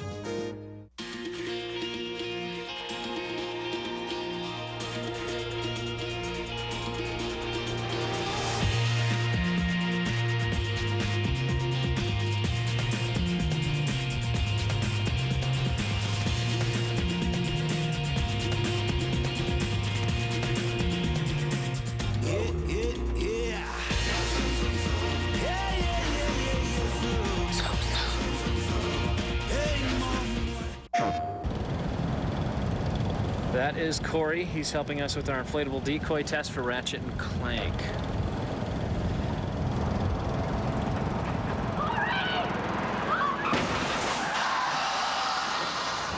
Oh, man. The inflatable decoy, one of 36 weapons and gadgets not fit for this world. Rated T for teen. I'm Max Kellerman. I want to tell you about my new show. The idea is simple. People here think the people here don't know anything about sports. Around the Horn is going to bring sports experts together, and I'm keeping score. Around the Horn premieres Monday at 5 Eastern on ESPN. The Jaguars do get the touchdown on the 67-yard drive, but it took 7:41 off the 4th quarter clock and leaves only 5:20 to go. Bobby Shaw got the touchdown from Mark Brunell. Now the Jaguars are set up for an onside kick. Well, to me, the Jaguars called timeout. And what I don't understand is they just had a timeout to be able to get their kicking team together, get themselves organized, get out on the field and discuss what you want to do. And if they have any chance in the world, if they don't get the onside kick, they're going to have to use their timeouts to conserve the clock when the Giants have it. You're right. That was unbelievable. Well, I don't know, and I don't know what punter Chris Hansen was doing walking on the field when they call a timeout. He's in that huddle. Now, is he the guy that's going to kick or what? No. No, but I mean, why did he walk on the field? Because he's a special teams guy and he wants to be a part of it. He just wants to feel like he belongs. The Giants' William Peterson is being escorted to the locker room. We'll try to get a report on him. And now Cedar will line up to try, presumably, the onside kick from the 45. It has to go 10 yards before Jacksonville can touch it. Oh, I kick it over here. They do have an advantage to the near side if they want to try it. Cedar will ground it. That touched the Jacksonville Jaguar before it went 10 yards. It's going to be Giants ball right there. Kiwaki Thomas was trying to let it go. That mandated 10 yards, but it looked like it kicked up into him. You know how hard it is when you're running there, and you've run about 8 yards, and the ball's got to go 2 more, and it's just not moving fast enough. Tough to wait. Illegal touching. Number 44 of the kicking team. Touching the ball forward with 10 yards. The penalty is declined. First down. Now the Jaguars with 2 timeouts. And the Giants will have the ball when we come back. Tonight on SportsCenter, a reflective Bob Huggins after his heart attack. God says time to go, you go. Former teammates square off, and are the Jags trying to win at any cost? SportsCenter after the game on ESPN. I've got one word for you. Movies! I'm talking Hollywood's big new hit movies. The Stars Super PAC is #1 in new hit movies. Movies like Black Hawk Down, Spy Game, and so many more. The Stars Super PAC. It's 8 great movie channels. That's over 400 different movie choices each month, all for only $11.99. Order now, and if you're not completely satisfied, Stars will give you a 30-day money-back guarantee. So pick up the phone. Call now! 1-800-333-DISH. Order the Stars Super PAC today! I've always wanted to do that. You've seen the big machines professionals use to chip up brush and branches. And now you can put that same kind of professional power to work with a DR chipper that's sized and priced for your property. The newest DR chipper features an 18 horsepower V-twin engine to quickly devour branches up to 4.5 inches thick. Top discharge means you direct wood chips where you want, into a cart or truck, or onto the ground, or even a woodland path for a natural mulch. So why let ugly brush piles mess up your property? Clean up and keep your property looking great with the professional powered DR chipper. You can try out a DR chipper for 30 days risk-free. Call 1-800-730-8833 for your free DR catalog and video. Big seasonal savings are now in effect. So call now 1-800-730-8833 or visit us online at drchipper.com. DR is professional power for homeowners. The Jaguars' only touchdown of the game has come in the 4th quarter. They've cut the lead to 24-10, but the Giants have the ball back at their own 45-yard line. Tiki Barber is the tailback, and he'll get the first carry. Barber for about 3. At the beginning of the telecast, we showed you the Giants' misery index in all 4 of these categories, either 31st or 32nd in the 32-team league.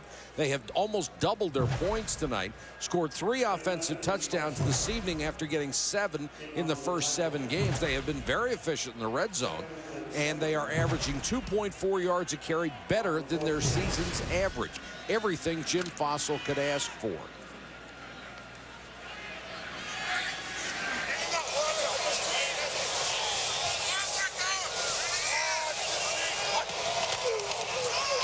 Barber behind Stackhouse and stacked up for a gain of about a yard. Jim Fossil decided earlier in the week that he was going to take over the play callings. Decided on Tuesday. Didn't work the team out on Wednesday. Normally that would be a heavy work day for him, but this isn't unusual for Jim. 2 years ago, he guaranteed after his football team got off to a bad start that they were going to make the playoffs. They did. Last year, they struggled a little bit. He made some internal changes. It turned out a better result for him. And this year, he's made the change by taking over the play calling. And no matter how Kerry Collins wants to say, gee, we don't really want Sean Payton to be the scapegoat or look like it, it's a no-win situation for Sean Payton. Sure. If they have success like they did tonight, then Jim will take the credit. If they don't, then the team doesn't win, and it's a no-win for a member of the staff. But this young man is a heck of a bright young mind, and if he doesn't stay here in this organization, he'd be an asset to a lot of others. 3rd and 6. The Jaguars have used their 2nd timeout. They have 1 left. Collins going to try to throw for the first down, sideline, and too high. It was intended for Dixon, and Dixon may be hurt. You know what? I don't care who's calling the plays. I really don't. It's execution. Yeah. And if you look at this team, what Fossil has done, if you could say to simplify the offense, they got rid of all the motion, all the other junk that was going on, and had these guys concentrate on fewer plays. He talked about ownership at the quarterback position. He put it on Kerry Collins to execute. Bobby Shaw, the leading punt returner in the NFL. Beautiful kick this time by Ruin. And Shaw lets it go. It just hit the goal line. Then kicks back in the field of play. They'll be able to start from the 20. Tuesday night, we hope you'll catch NBA Fast Break on ESPN2. Exclusive, in-progress highlights of all the NBA games. Kevin Frazier, Sean Elliott, and Tim Legler will be your hosts. It's all on NBA Fast Break on ESPN2 Tuesday at 9 Eastern. The Jaguars, who leisurely had that last drive for a touchdown, can not afford to do the same this time. 4:11 to go. They need 2 scores. If they take 7 minutes to get this one, they'll be 3 minutes into next week's game. And the Giants will already be on the bus. They'll cross the 50 if they take that much time. And the Giants will use a timeout on defense. Let's check in with Chris Berman. Boomer? Michael, the shocker of the day, the New York Football Jets beleaguered, taking care of the powder blue-clad San Diego Chargers, 44-13. Touchdown, Curtis Martin. They led 31-7 at the half.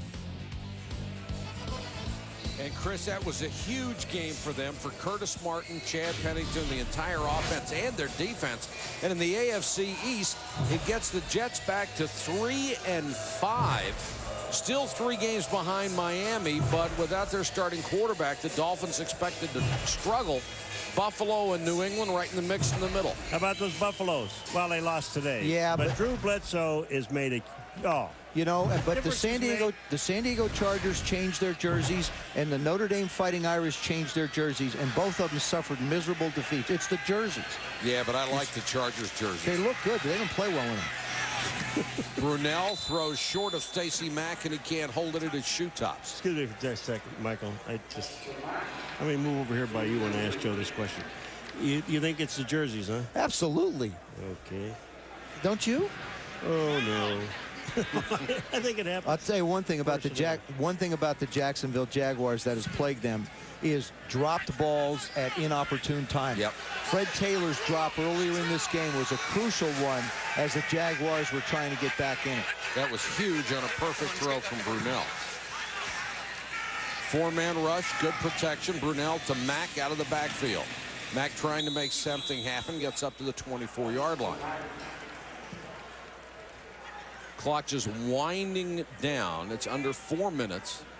You know, when you bring that Fred Taylor catch up, if you think about that, if he makes that catch. Oh, it was enormous it play. Changes the complexion of this ballgame. And the Giants know what happened against Philadelphia last week. Same thing happened to them. They were in momentum going into the end zone, and they fumble the ball and lose it. 3rd and 6, Brunell chased out of the pocket. Looking to run again. Has the first down. Stays in bounds as long as he can, and Sehorn knocks him out near midfield.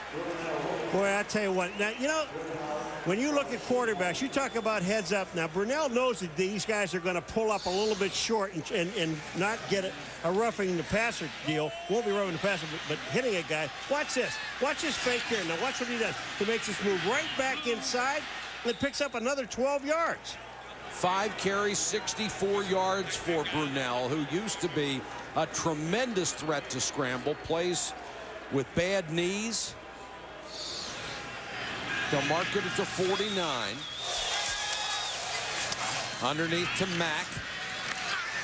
The Giants get down to the 41. The Giants would rather see Mark Brunell running with the football than throwing it down the field.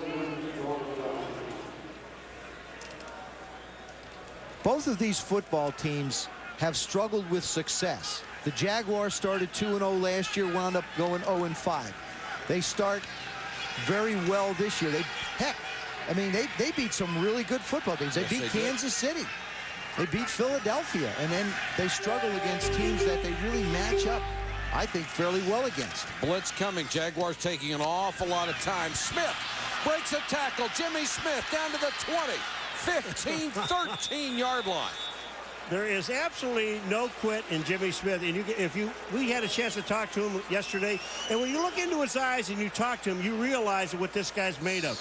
Paul, he said he wanted to get the ball more. 9 catches, 114 yards. Just throw me the ball. I mean, he makes people. I mean, he's not really that big, but he makes people miss. And this has been a problem for the Jaguars, managing a game in the last 2 minutes. Both last year and this year, they've struggled with clock management. Brunell, that bootleg, this is the play they hit on the last time.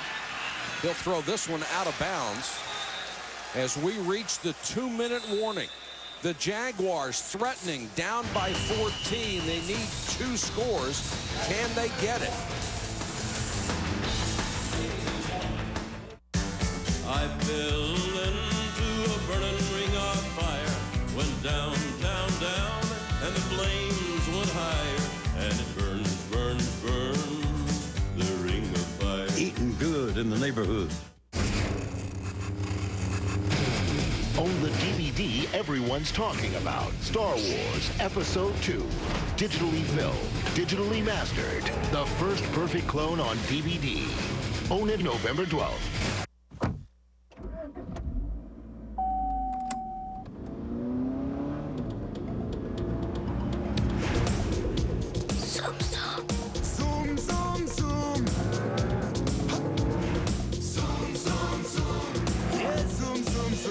Mazda Protege 5. It's the only car to score a perfect 10 in Car and Driver's Fun to Drive category. Hey, Mom.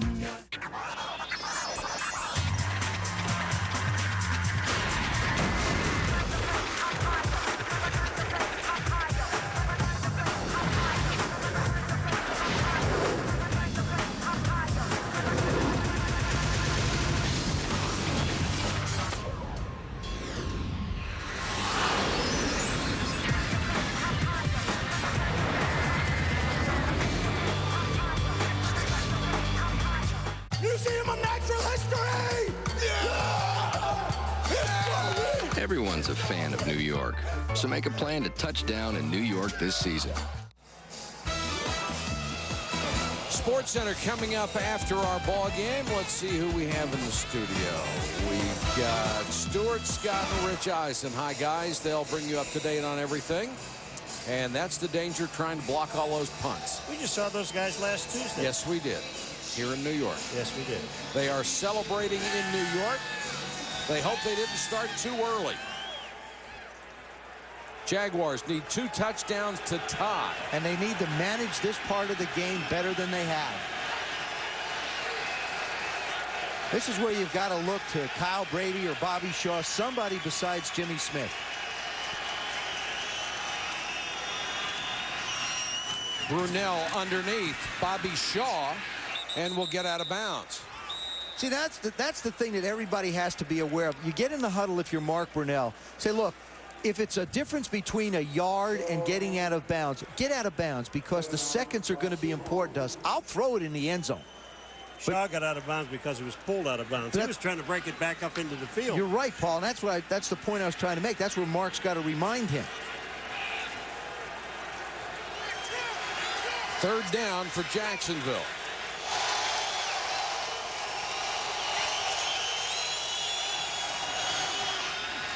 Brunell under pressure, throws. Jimmy Smith, touchdown. Holy cow. Well, everybody that's left here, there's like 48 people, but all the people that are still here know they're going to throw the ball to Jimmy Smith. Don't you think? And Sean Williams is hurt. Jimmy Smith working, comes across from the right side. Sean Williams trying to make the play on him. He just cuts across the formation, hangs out in the middle. You got Sean Williams in the end zone. The Giants playing a lot softer than they have. And Jimmy Smith coming up with the big catch this time. 10 grabs, 123 yards, and a touchdown for the All-Pro.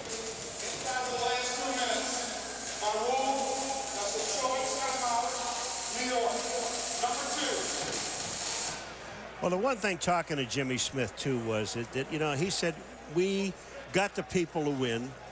We just got to make sure we're all doing the same thing. You know, that thing about being on the same page.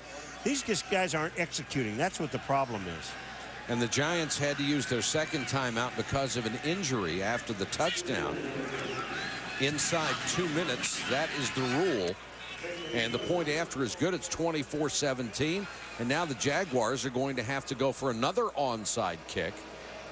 And if they don't get it, it's over because they only have one timeout left. Well, they used the one timeout for trying to get the hands team organized. Wasted that one. You know what I like? When you see them on an onside kick, they all line up on one side, and there's a guy standing up there to give everybody to go when to go. If he just took this guy and had him kick the ball back this other way, because what happens is there's only one offensive guy on that side and against one defensive guy. The other way I've seen it work is for the kicker to kick it to the short side, the unoccupied side, and chase it down. Or kick it straight down the middle and jump on it. Orlando Mari. The big thing, though, is Cedar's got to get it 10 yards. I mean, the onus for the kicker is at least give your guys a chance to make a play. Which he didn't the last time. That's right. Well, watch when they have the shift. You'll see all the blue guys go to that left-hand side of the field. Okay. When they shift, there's only going to be one guy left over here. I'll draw that, Paul. Draw that, Paul. I will aid you with visual aid. There they are. Now, there's only one guy here on this side. That's Stackhouse right there. Stackhouse. He's the one left. Kick it over here. They are. They try it. Pooches it, and it's taken by Campbell, the tight end, and he'll just cover up at the 45-yard line. Smart play by Dan Campbell. Not that far over here. Uh-oh, they had offside anyway on the kicking team. Well, you think if you're number 87 of the kicking team, the penalty is declined. First down.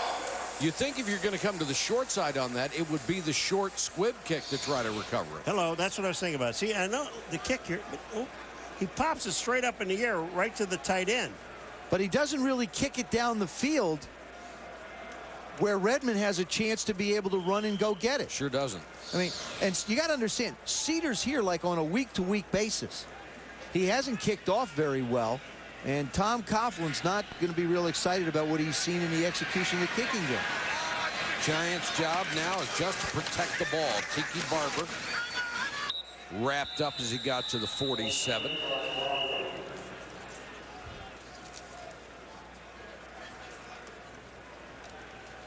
Kerry Collins and Tiki Barber just with tremendous individual efforts tonight. Collins 20 out of 28, very accurate.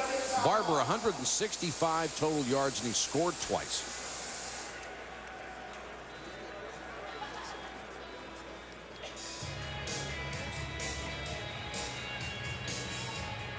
Well, Jimmy Smith, you did your job, I'll tell you that. One of the things about the Giants is who they have to play left. They got Minnesota, Washington, at Houston, Tennessee. Now, they're all teams, and look at their records. They're all teams that are similar to them as far as their records go. They'll be 4-4 after tonight. They can hold on. And this win would take them to 4-4. And right back in the wild card race. Barber on the toss, just needs to stay in bounds, and does. Jacksonville can no longer stop the clock. Well, the problem with this game was for Jacksonville defensively, they let him down. Even though they only gave up 7 points just before the half when that last touchdown. Now, you know what's amazing to me, Paul? I'm watching the officials spot the ball. When a team is in a 2-minute drill and they're trying to score, the officials race to get out to the field, race to get the ball down. When a team is killing the clock, the officials aren't running the same way, and I think it's wrong. I think you ought to, in a 2-minute drill, get the ball out there, give the defense as much of a chance as the offense. Don't be lollygagging. They got that snap off with 1 second on the play clock. Lollygag. Better abdomen.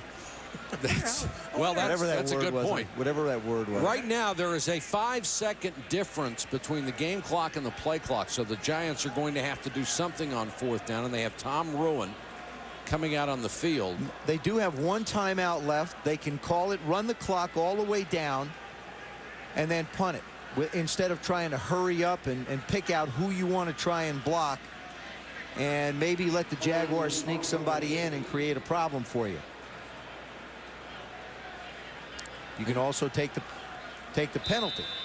And you could actually choose on this play not to punt the ball.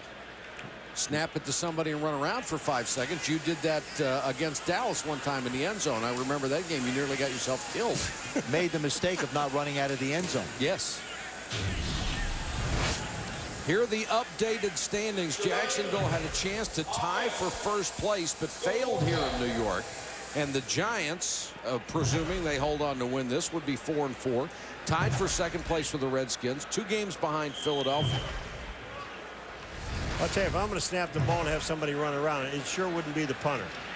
Unless they're going to run him down and let him run out of the end zone. Jacksonville with 10 men at the line coming after Ruin, and he got it out of there. Bobby Shaw. It's 1 against 10. No blockers back, and Shaw buried back at the 30. And the New York Giants have won this game. They sprinted out to a big lead and then held on as Jim Fossil and his club go to 4-4. The final score 24-17 for Joe Theismann, Paul McGuire, Susie Culber, and our entire crew. This is Mike Patrick. Good night from Giant Stadium in New York. Johnson